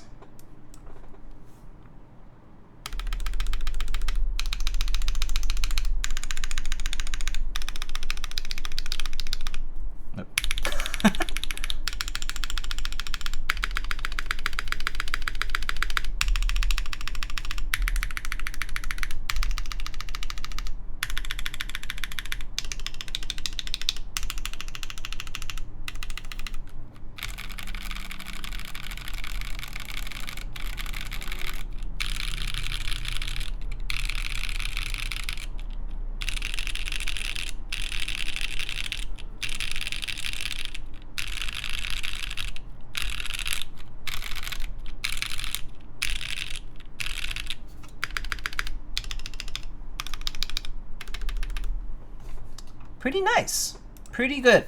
I actually like how this sounds. It has no foam, so I personally don't really think I can sense any kind of like strong resonance in the case, at least.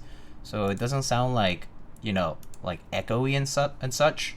So that's good. I personally don't really think it needs foam, but yeah, something to note. Sorry, this keeps disappearing. And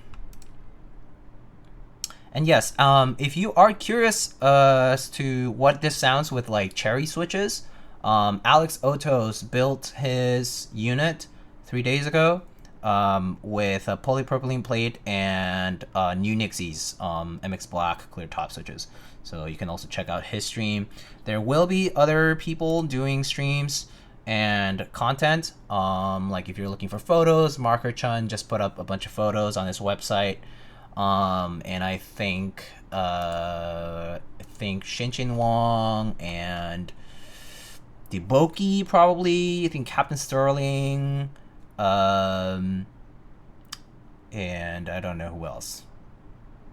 Maybe Keyboard, and I think a few other folks from Korea are also doing content stuff for the Cloudnine. So check them out when the time comes, and I'm sure you'll get to see a comparison of things and just a variety of contents for you to check out. So yeah. Could you try Nixie on the spacebar? Yeah, we can try that. So we can actually just go ahead and do that because this is hot swap. So Nixie on the spacebar. Where are those switches?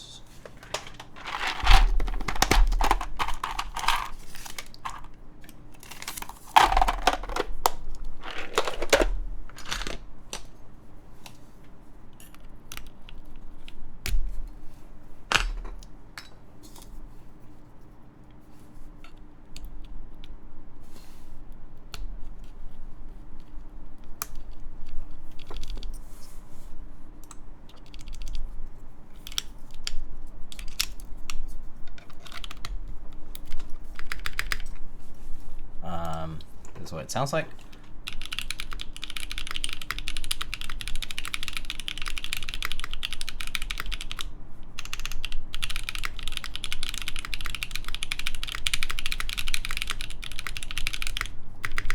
A bit more muted, actually.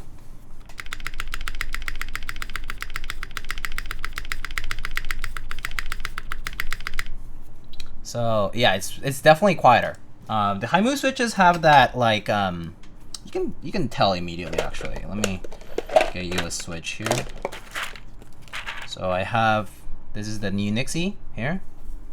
I'll just put it closer to the mic, around the same height.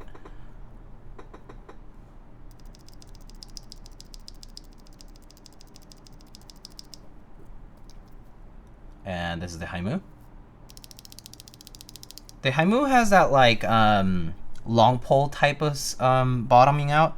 The plastic actually hits the plastic at the bottom for the, I think for the pole or at least maybe it's the rails, but it's more obvious. So you hear a lot of that on the downstroke too. Whereas on the cherry switch you don't hear that as much, and also the upstroke is pretty quiet. Do you know if anyone is building the EC variation on stream? I don't, but maybe Rabbit has an answer to that. The designer who is Rabbit is here in the chat. Yeah. You know what? It is 9:23, 9:24, and this is a hot swap build. So why not just rebuild with MX Blacks as well on an allo plate?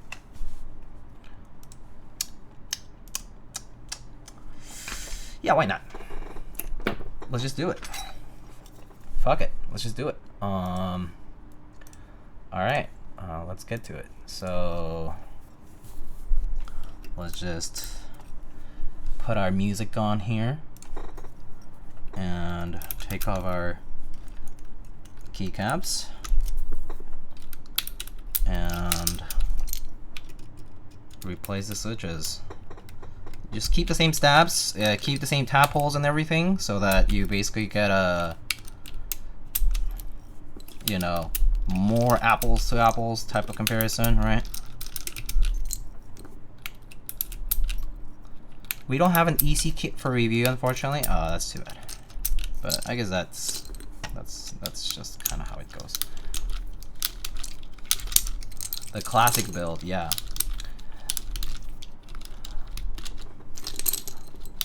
Old GMK wanters in the chat revolting at how I'm taking off my keycaps, probably.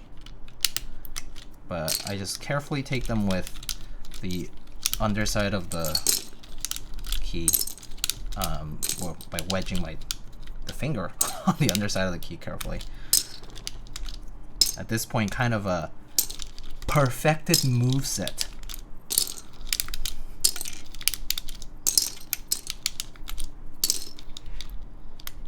I also do this. It's so much faster. So actually for stabilized keys, I don't like, it depends actually. It depends on what stabs, it depends on what keycaps. Like if it's too tight, right?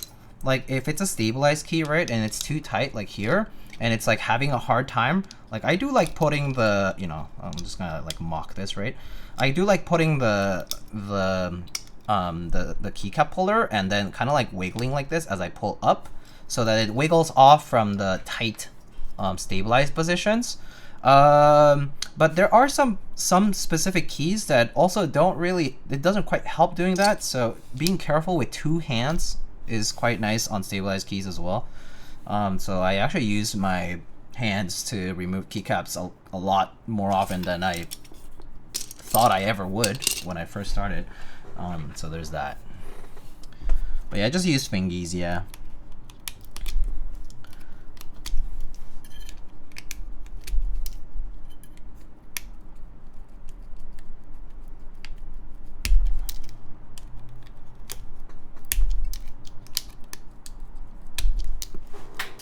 Oops.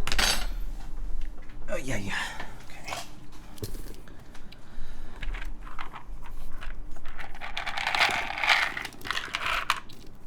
Diego, the only man alive to mash potatoes with bare hands. Oh god. Imagine. If only I were actually immune to how hot the mashed potatoes would be. Or the potatoes would be, because I wish. I actually can't handle like hot drinks, hot food as nearly as well as some people can. Yeah.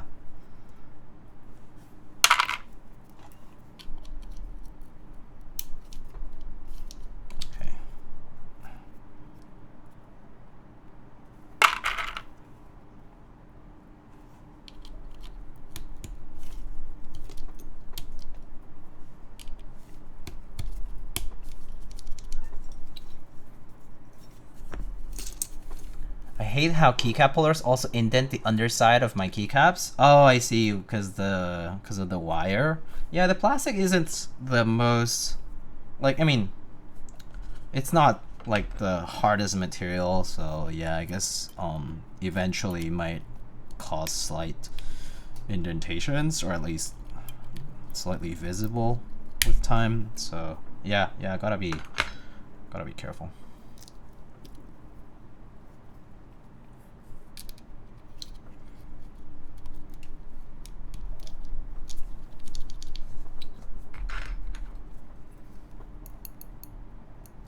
Yeah, a battle of math, as they say.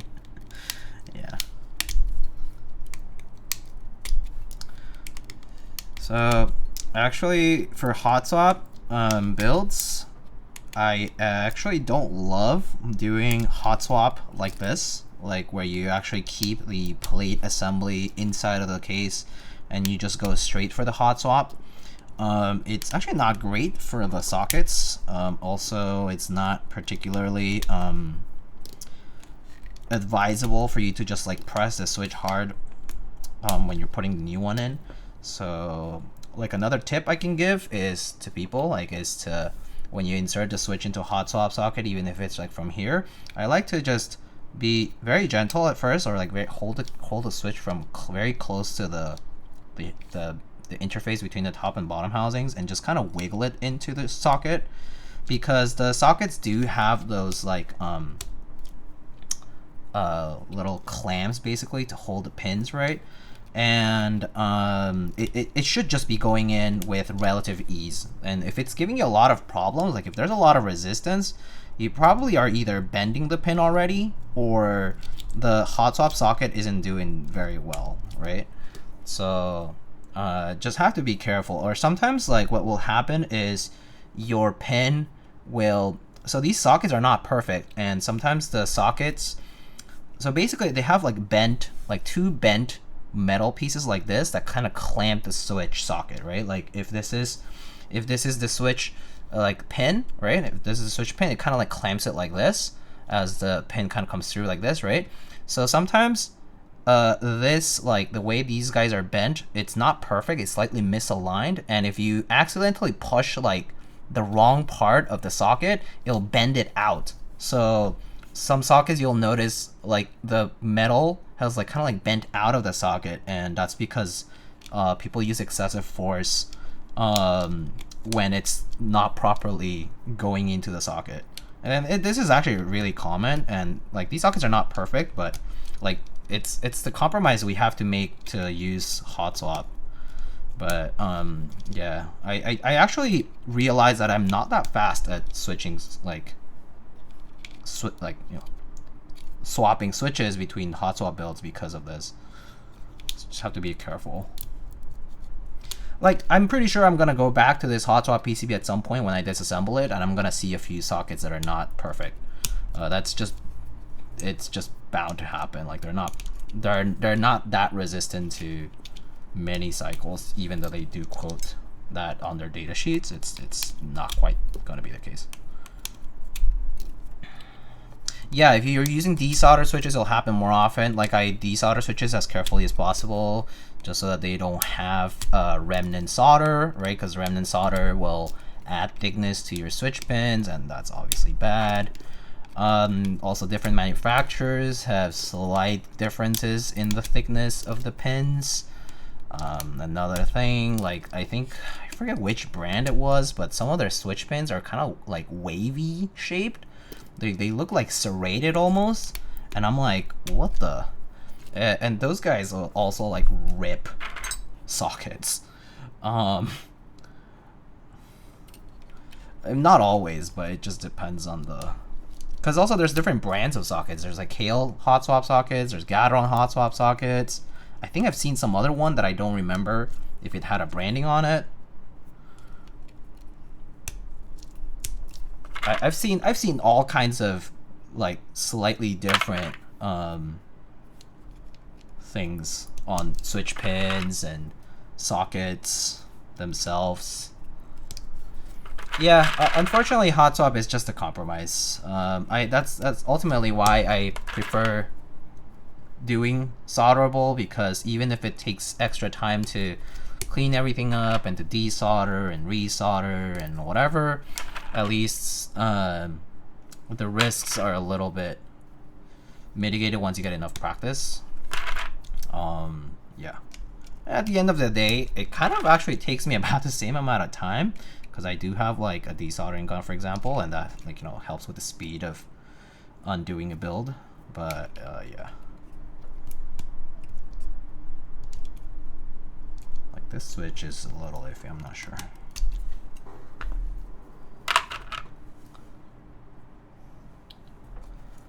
How easy is it to burn the PCB if soldering for the first time? I have to say there's no easy answer to this, because some people on their first time are very good because they're just quick learners. Some people aren't. Also, another tip, not sure if you guys are noticing, but I'm actually doing these switch replacements kind of row by row, or at least like basically I'm always making sure there's enough switches in the PCB and not removing all of them first and then adding them all later. The reason for that is because if you remove them all, then when you push, the PCB might actually collapse to the bottom. You actually by having all the switches on at the time, you can keep the PCB in plate distance fixed, and that will also reduce your risk in damaging sockets or a poor contact between the PCB and the switches that you're swapping into.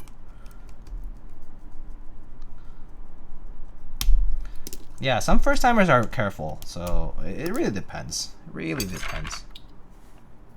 Do not get cheap. Yeah, cheaping out on solder is one of those things you don't need to do. You just get the nice solder once, and you'll never have to. Like if you don't solder that many boards, you will probably never have to worry about it again.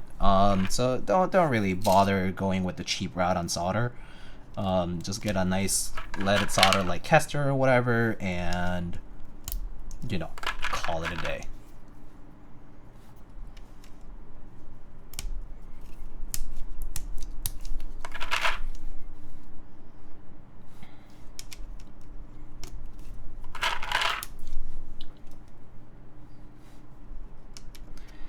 Yes, there are some solder brands as well as like specific compositions of leaded solder that will not exist in some countries because of laws, restrictions. So just get whatever's closest, like 60-40, like it doesn't have to be Kester, but if it's like a nice leaded 6337 or 60-40 leaded solder that has, you know, that doesn't have a lot of impurities, then it's good enough. Like if it's rated okay, then, and people use it for professional work or whatever, that's good enough. Don't worry too much about it. Mayum 6337, I mean, kind of sounds fine. I don't know about the brand, right? Like, I can't tell you what Mayum brand is like because I haven't tried it. But, I mean, if people are saying that they're using it as well for their own work and it's leaded solder like that, that's good. It's good enough. So, yeah. Yeah, EU, I know. Leaded solder is pain in the ass to get. Because of restrictions due to lead content. So essentially smuggling them in. So yeah.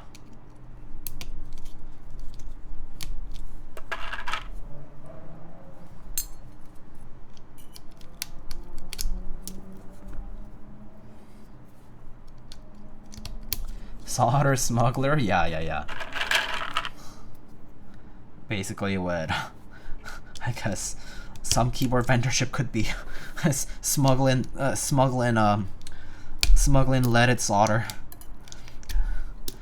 Keyboard enthusiast essential ingredient.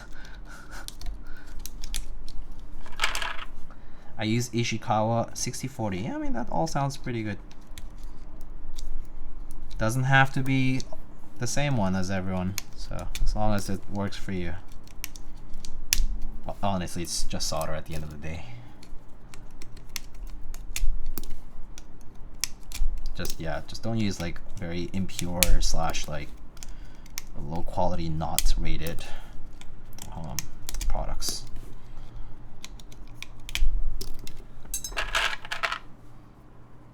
Ratty, it's hello. How's it going?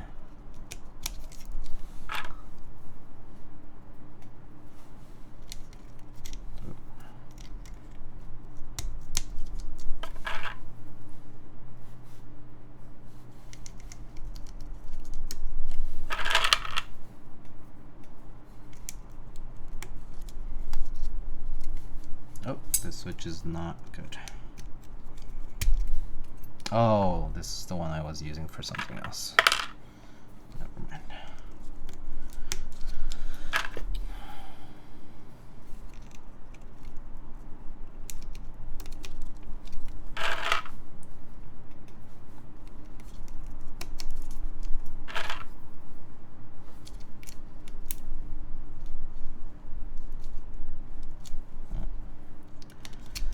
Feel resistance in using this switch, so just use a different one, it's fine.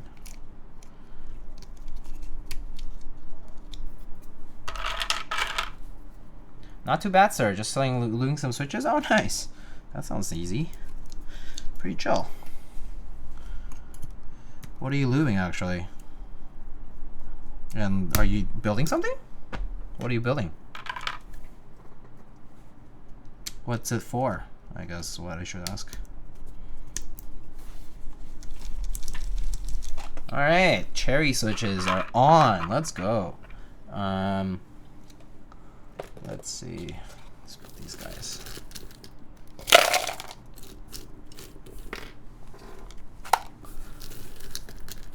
MX2A blacks here. Oh, nice. I actually haven't tried MX2A yet. I just haven't had the need to buy new switches right away. So I haven't bought new ones yet, but I do plan on trying them at some point. I just haven't restocked any switches yet. At some point I should though.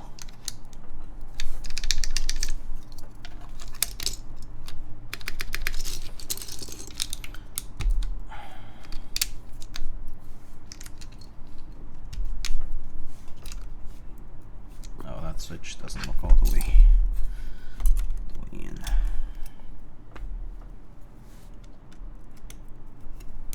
There we go.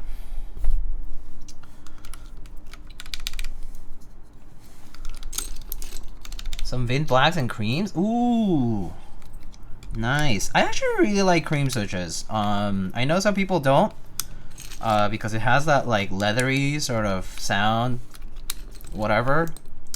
But I think in certain builds, they sound really nice. It just depends. I have Nollives, I think, on my Juby. No. I have Nollives on my... Yeah, I think I have them on my Juby. Yeah. And they feel great. They sound and feel nice. What's the difference between MX2A and other MX Black switches? There's a few things. I think the spring is like slightly different. It has this like slightly different shape or whatever. I'm not sure if it affects it much. Allegedly smoother because of like what like the state of their molds and whatever.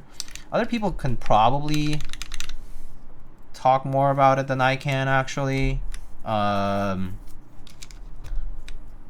people are saying they're basically smoother right off the bat. So like, I've heard a lot of people using MX2A stock or stock-ish. Like some people just did a spring swap, for example. Didn't even bother lubing. So yeah, spring is spring is not great. I would probably spring swap. I always spring swap for Cherry MX. First of all, I don't like the weights they use anyway, and second, usually springs tend to have that like crunchy sound on whatchamacallit, on Cherry MX. So I always swap on Cherry MX. So yeah, but yeah, I've heard people using unlubed MX2A, which is nice to hear.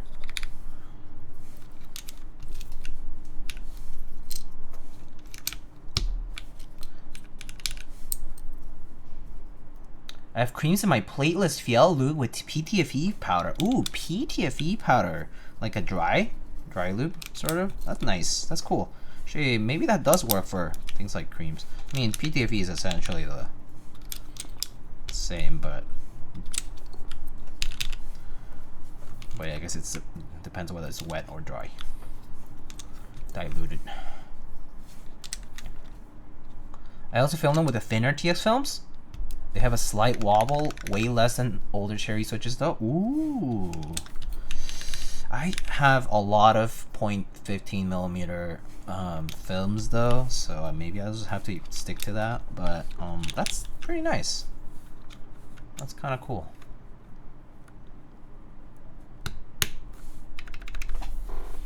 All right, folks, look at that. I think it only took like 15 minutes or less to do this. Something like that, I don't even know. But let's try this out.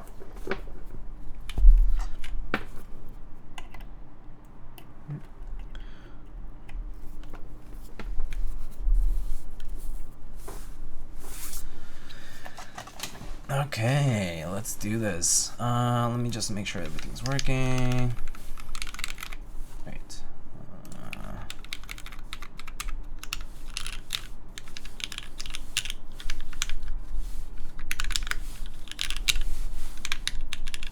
Okay. All right, nice.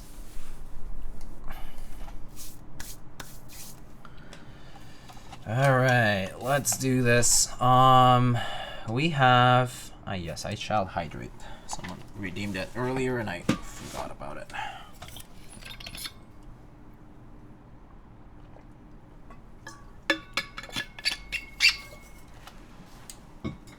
Okay, let's try it out.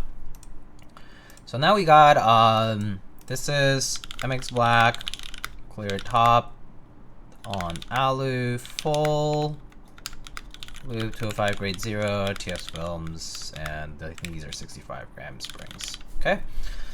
Alright, so that's the spec for this build. Same, GMK Carbon, and same keycaps, right? So let's try it out.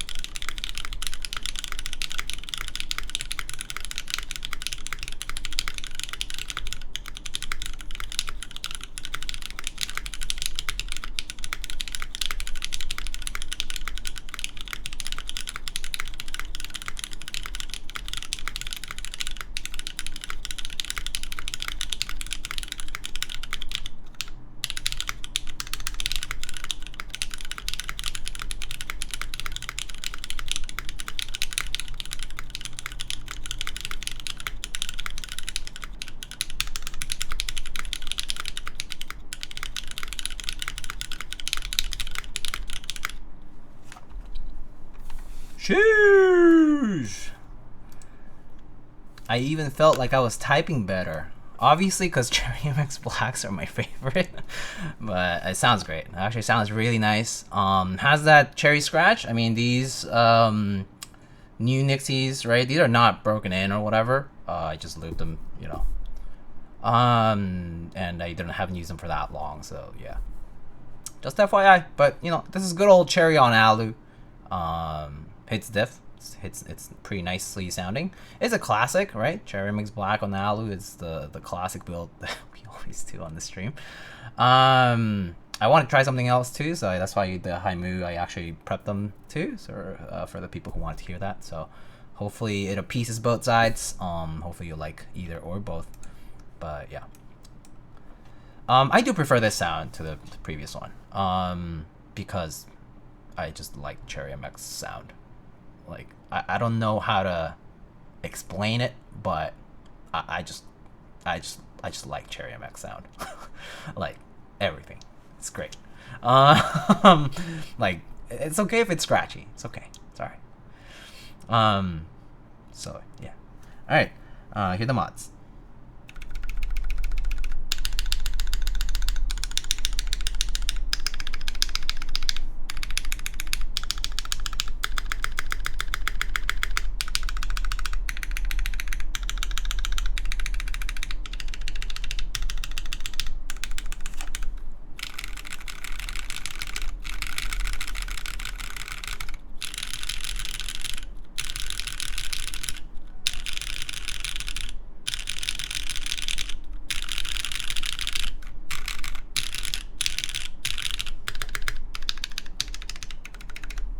Pretty good. Sounds great. Cherry MX, the Vegemite of switches. Once you tried its game over, that's good. I actually have a tub of Vegemite. Actually, pretty yummy. I haven't had it in a bit, or like I don't have it as common as regularly, but yeah. Which bottom in this unit? This is a black top or charcoal top and copper bottom. Aussie Keycaps. Oh, Mr. EJ, hello. This is copper. If you don't like Vegemite, you are weak. I like Vegemite. I actually got it as a gift from an Australian friend who is actually also in the community, and I like it. It has that custom label that says lightning, and it was nice. But yeah,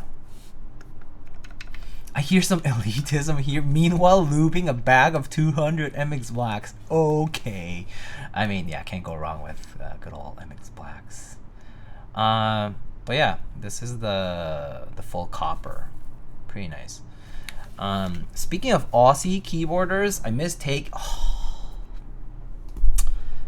keyboard. Mr. Mendes. I love Mr. Mendes. Soft place in my heart for Mr. Mendes. Yeah, he's great.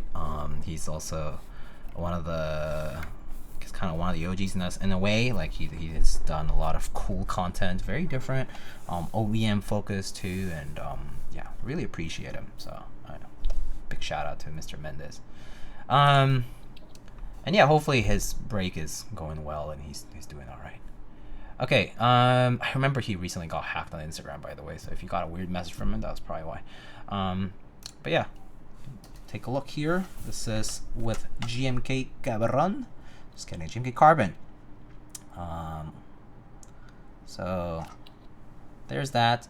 We can take a look at it here from the top. Let me move this guy here. Close that. And GMK Carbon. Just kidding. I didn't say anything wrong.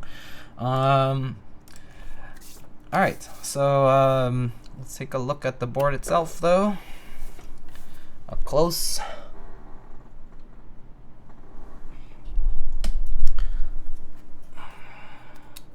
Here it is. So that's the Cloudnine.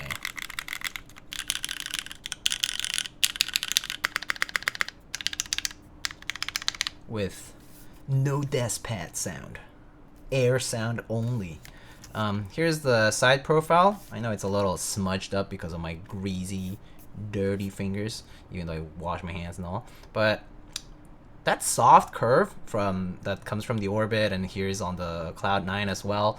It's a very, very nice looking curve. The side profile, I love it. Personally, it kind of reminds me of the AEK curve, right? Like the AEK2, AEK1 like curve, right? But here, even on cherry profile on MX, it looks great. It looks really nice. It's nice and subtle.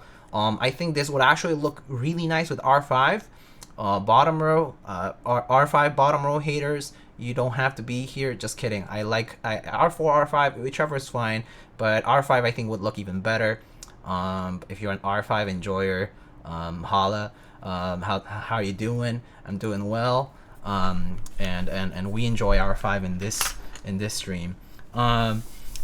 So yeah. So this is the back. The port is a little bit lower. I imagine it's because I didn't compress it enough from the screws, but it was not a problem to plug it in. I think I just need to tighten the screws a little more. But yeah, I think that's just my placement of the assembly. I just need to tighten it a little bit more. But it looks nice with the copper bottom. Actually, I'm gonna do that.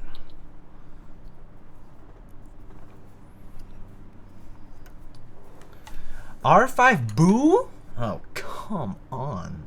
If you can't use R5, you might one could say that maybe your fingies are too weak cuz oh, it's too pointy. Is just an excuse. My fingies hurt. It just looks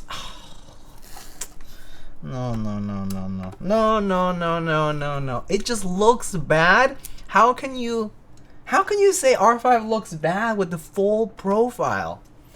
Let me see. Do I have an R5 board here? Is this R5? Yeah, that's R5. How does this look bad to you? Wait, is this R5? Yeah, this is R5. Come on. That full curve. SMH. To think that looks bad is it's not good. Kind of sticks up like a tooth. I mean, yeah, sure. But as long as you're hovering properly and typing properly, you won't have issues with it, right? I think that's my comment to that, but I mean, I'm not trying to be an elitist or whatever.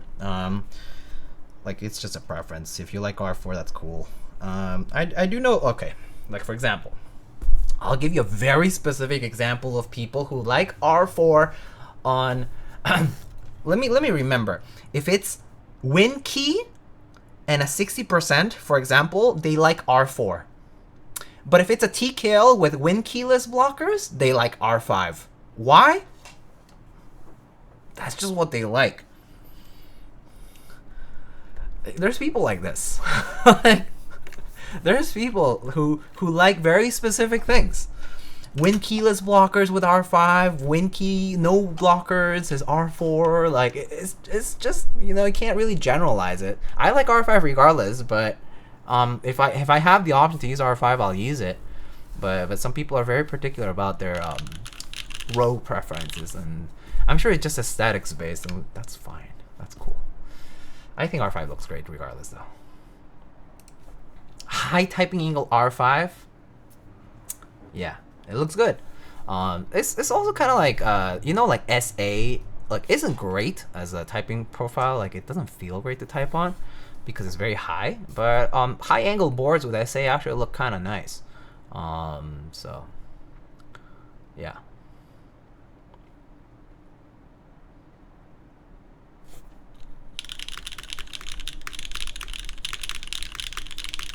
It actually sounds really nice.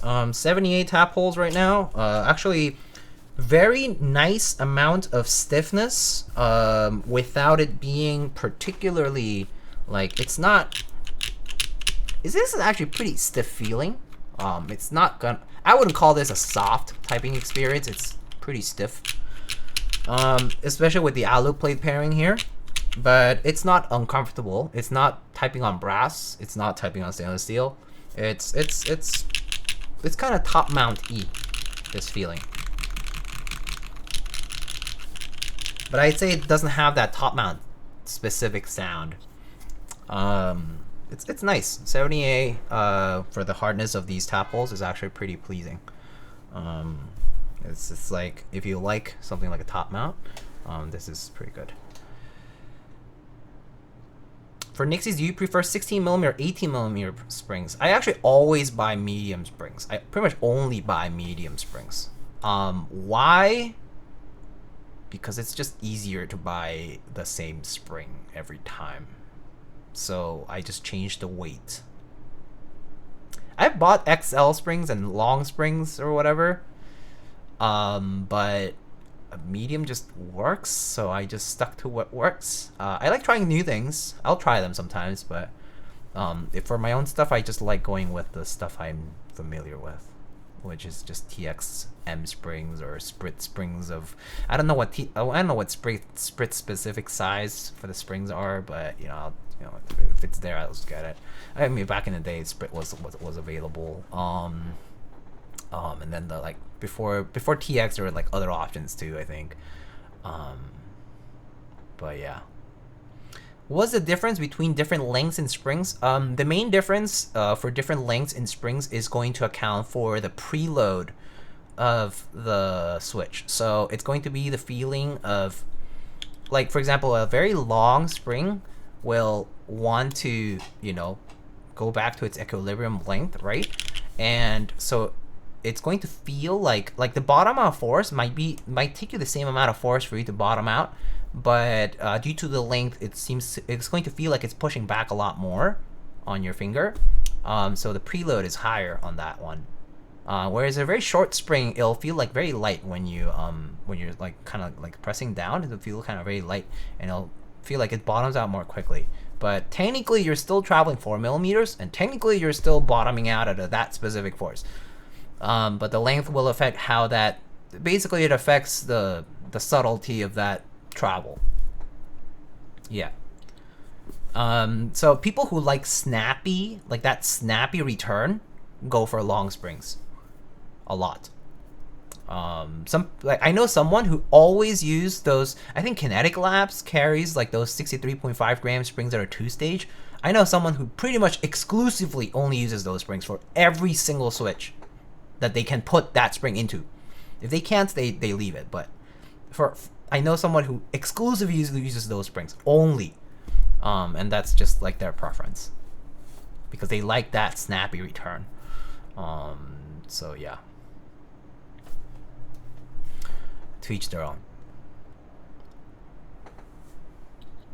Have you tried Geon springs, Diego? I have not tried Geon springs. I've tried KLC springs, which are the Syrian springs, and which are actually pretty good. Not much crunch once you lube them. I lube mine with Victorinox oil, like the knife tool oil. It's like this one. It's pretty cheap, easy to get. Much cheaper than Krytox 105. So I just put that into a tub and shake it. For my springs, yeah, they work fine. Like the Syrian springs work fine. TX springs have been pretty good for me. Sprit springs, I have some, but I don't like supporting Sprit because he's not been a great vendor in the past. But if I have the opportunity to pick some up aftermarket, I will sometimes. Yeah. Ain't that just mineral oil? I don't know. Is it? I mean, it works. So, who cares, right? Yeah. Pretty much how I feel about things. If it works, don't fix it. If it's not broken. I can't explain myself exactly what a dual spring exactly does. Does it have faster return than that of the same length but just a single spring? I actually can't explain the physics exactly for that. Like, at least not off the top of my head. But I think it has to do with, for a certain segment of the travel, the length of one stage is gonna affect it, and then the length of the other stage is gonna affect it.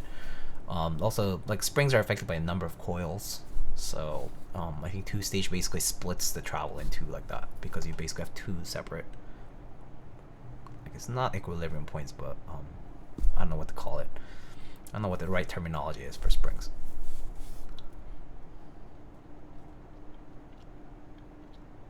But yeah, a lot of the times they come in very long lengths, and they'll feel snappier due to, you know, in order to compress the spring a certain amount, you need to exert a certain amount of force, right? They rate the springs by force already.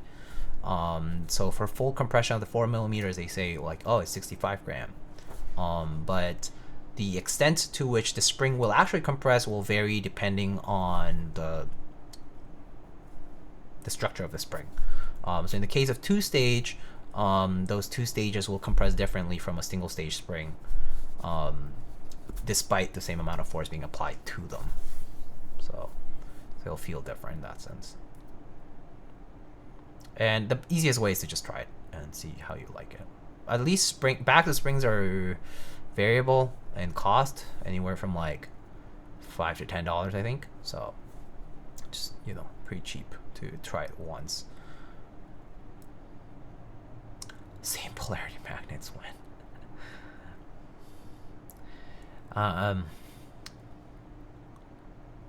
Hey, random question. Do you think ergo keyboards are easy to get used to? I would say depends on your disposition to try them. How well do you adjust to changes in like your posture and things like that? Some people get used to things really quickly. Like, for example, my partner actually uses an ortho, and I can't. I've tried it many times. I know people who use very like completely split ergo keyboards, and I can't. I'm not very good at them. If you want to see an example of me failing at it, the Altair X build that I did was miserable for me, in the sense that I just typed like a snail. Like, not even. It was worse than hunting and pecking. So yeah. But Alice, for example, is fine. It types like a 60% for me, right? It's not really fully ergo either. So yeah, it kind of varies, but I'm not too good at adjusting to many different things. I think Alice style is pretty easy though. Alice style is actually, if you can type on a 60%, you can type on Alice. IMO. 60% and Alice are like very close. Like, it's, if you're able to touch type, you should be able to type on an Alice layout. It's not very difficult. I know a lot of people who came in thinking, oh my god, Alice layout, so difficult, but they adjust super fast. It's pretty close together, and as long as you're able to, you know, separate the two sides decently well, you should be okay. Like I mean, in Alice layout, there's like the repeated B. I think there are some like Keychron versions that have the repeated G or H. I actually don't remember which one. But yeah.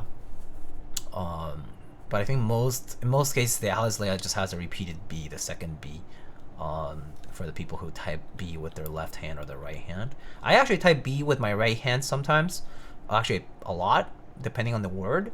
I sometimes type with the B with the left hand, and sometimes type B with my right hand.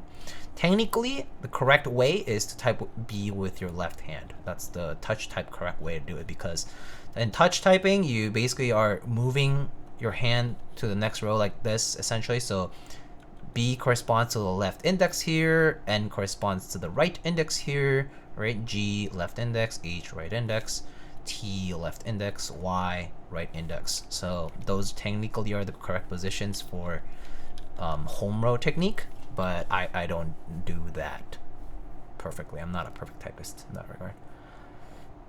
This is when you reveal you use Steno. I wish.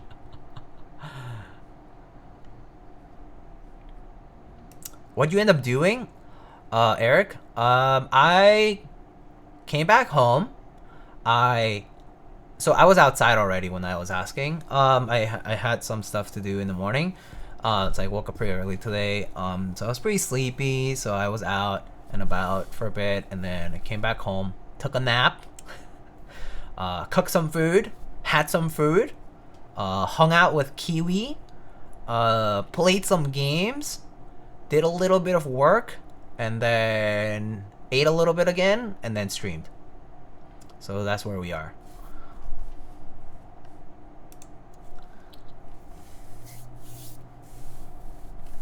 What games? I was catching up on a little bit of Genshin Impact, and then I was also playing. I was actually playing a little bit of on my Switch. What was I playing? I tried to go back into Breath of the Wild a little because I actually didn't finish certain things in there. I don't know why I like forgot for a second.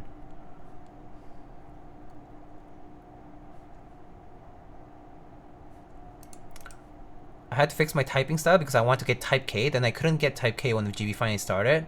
Okay, you should try it out though. .ed, not sure.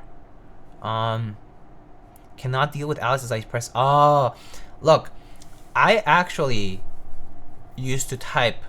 I was cursed. And I also used to type index spacebar, like index finger spacebar. I was an index finger spacebar user at one point. This is like in my first year in the hobby, by the way. You know what board fixed that for me? I got a VEA at one point, and I just forced myself to split it as much as possible. And just forced myself to keep typing on it. Eventually, it fixed itself. Eventually I practiced a little and fixed it. And I never press the spacebar now with my index finger. But I used to do that. And I used to actually type like 120 words per minute or whatever on 10 fast fingers using index finger for spacebar. So I was fine typing wise. And it was accurate too. It was like 95% accurate or whatever. But I wanted to fix it. I figured I just wanted to fix it, and so I just practiced. Eventually it worked, but it took me a while to fix that. It took me a while. Yeah. Did I miss a sound test part? Yes, but I can type on this again. Yeah, give me 1 minute. Give me a little bit.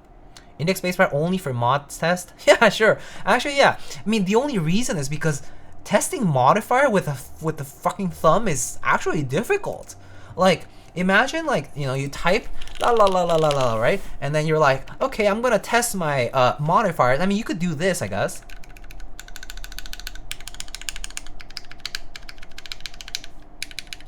It's kind of inconvenient, you know. But yeah. I mean, using like your index finger or your middle finger is a little bit easier, so that's why people do that. It's just comfort. How does it sound compared to a frog? I can't tell you. Tensile. Oh, that's a cool username. I can't tell you how it compares to a Frog Mini. I actually don't have a Frog Mini, and I haven't tried one in a long time. I tried one on Meetup, but it's, you know, Meetups, it's, you don't get that much of a perspective at Meetups for typing. Kind of hard to. Kind of loud.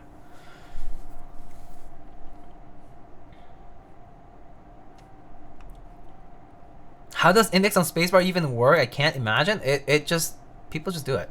People just do this. They just rotate their wrist a little. Sounds uncomfortable, but when you're used to it, it's easy. Oh, it feels easy. It's just a habit. All right, let me try typing on this again. How about that, okay? Since people are asking. Or at least there's at least one person who was asking about it. So, just try it out. Oh wait, just plug this in.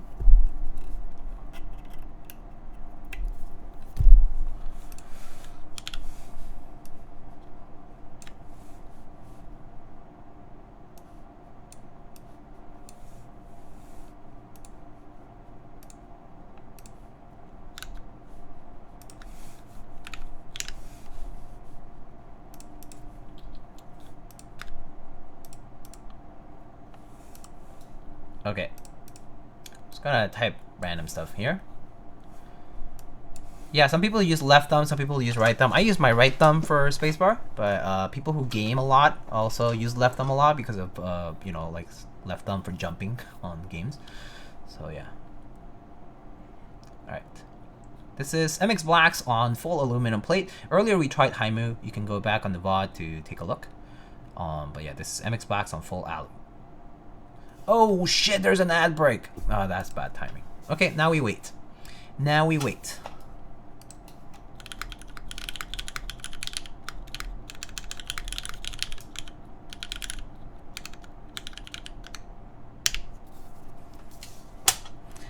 Okay, now we wait. What have you been gaming recently, Diego? So I play like co-op or multiplayer games with my partner occasionally. Actually, more often than not. Like recently, we've been finishing up some DLCs on Overcooked. Just the last few that we have left.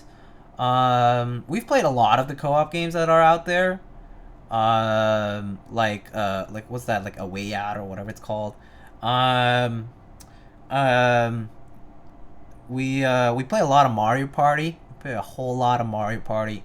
So yeah, we play a lot of Mario Party. Yeah, I play Genshin Impact still, occasionally. I play like some single player games on like my Switch every so often. I tried to get back into The Witcher, but didn't manage to. Just too dense now. Kind of don't have the interest anymore. I tried going back to some single player games I wanted to play, but I never really did. So my Steam backlog is like infinite, and I pretty much just don't buy games anymore. Have you played BG3? Played? Yeah. But long time? No. I got ad block? Oh, nice.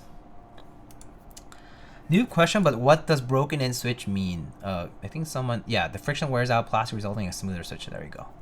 That's what it is. Alright. Let's try it again. Alright, here's me typing on MX Black Full Alu. This is the Cloudnine from Machina, okay?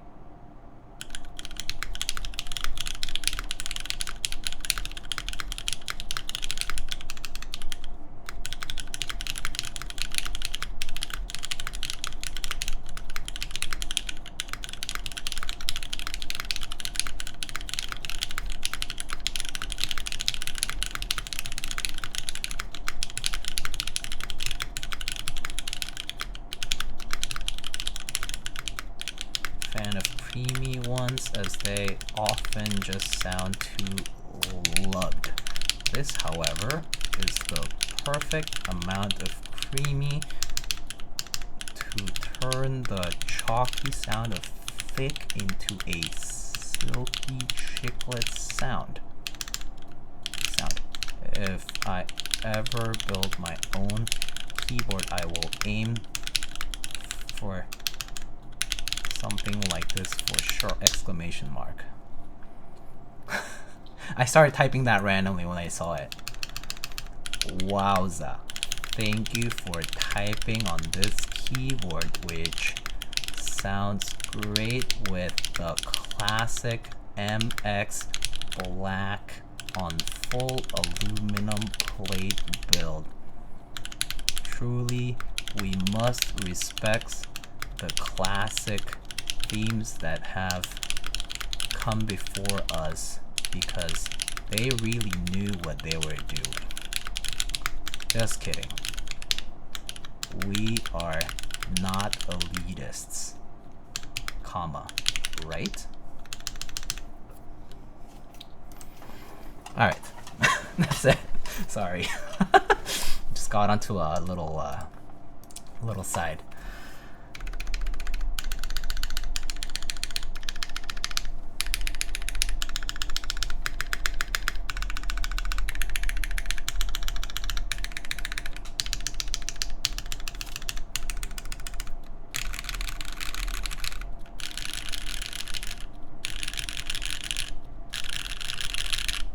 Given how this sounds, I don't think I'll switch it out of Cherry.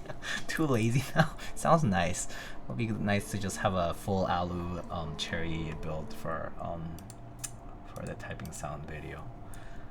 But yeah, that's what it sounds like. So there you have it. Have you ever tried MX2A Black? I haven't actually. I haven't had the need to buy new switches, so I haven't bought them yet. I need to go buy some. Nobody has sent me a... I don't get free product often, actually. If you guys actually are curious if I get free product a lot, it's not a lot. Okay, people always say like, oh yeah, you're a keyboard influencer, so you must get a lot of free stuff, right? I'm like, no. I get stuff and I send it back, or I send it back out and things like that, or I give it away, right? Like, I get like, no, yeah, sure, like I got, you know, a batch of switches like this randomly, occasionally, like, oh no, like a pack of stabs or whatever, right? But free stuff is not very common. So yeah, like if MX2A Black new Cherry MX Switch appears, then, you know, I have to go buy it with my own money. So, you know, I haven't bought it yet because I didn't want to spend the money, and I was not too much in a rush to get them, so I haven't gotten any yet. But yeah, I've heard a lot of very good things about them. I've heard a bunch of people talking like really good things about the MX2A, so I do want to try them out. Is the new Cherry Orange just gonna be an MX Black recolor?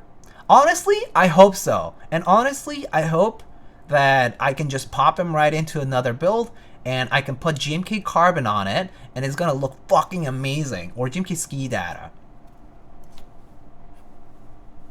Because orange stem is gonna look amazing, and that's it. And basically, it's gonna be like Keycaps colors or whatever, and it's gonna be great. And if it's basically like an MX Black, then it's even better. I don't need to worry about what the Switch is gonna sound like, what I need to do for mods. I know exactly what I'm gonna do. I'm gonna pop in a 60 to 65 gram spring, lube it with whatever lube, maybe 205, maybe 32.4, I don't know, and then you know, put some TX films in there, and done.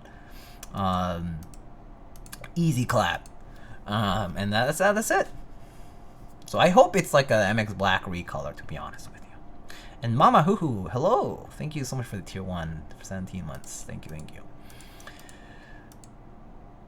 Didn't look like the Hirose mold, so it's probably just a recolor.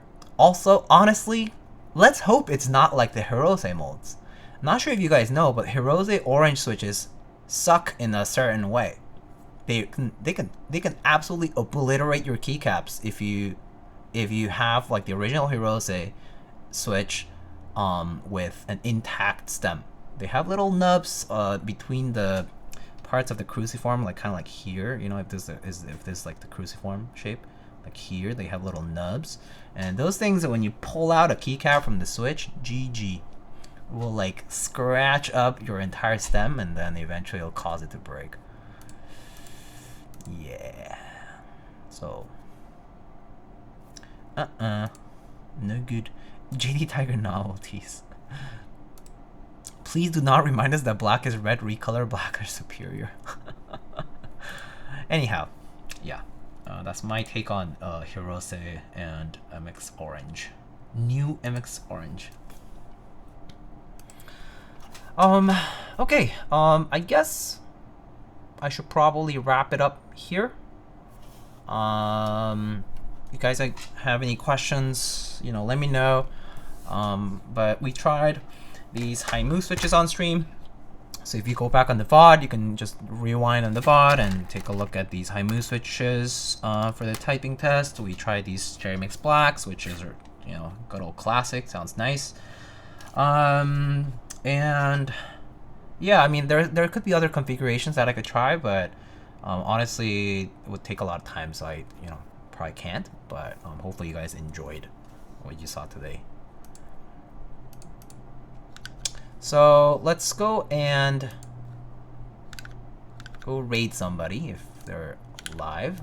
Let's go check. But yeah, if you're interested in this keyword, the Cloudnine by Machina, it's currently live for group buy through machina.mx. It's also on the Keycaps thread.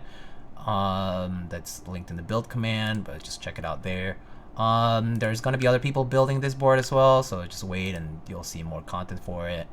And I guess that's about it. Oh, it looks like Patty is currently building the protagonist.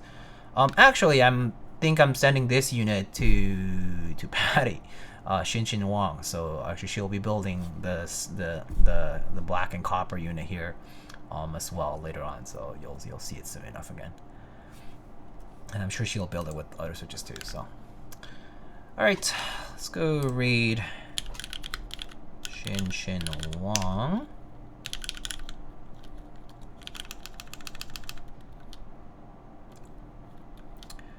I don't have a cool raid message today. If I had to choose the protagonist for my life, it would be Ginkgo.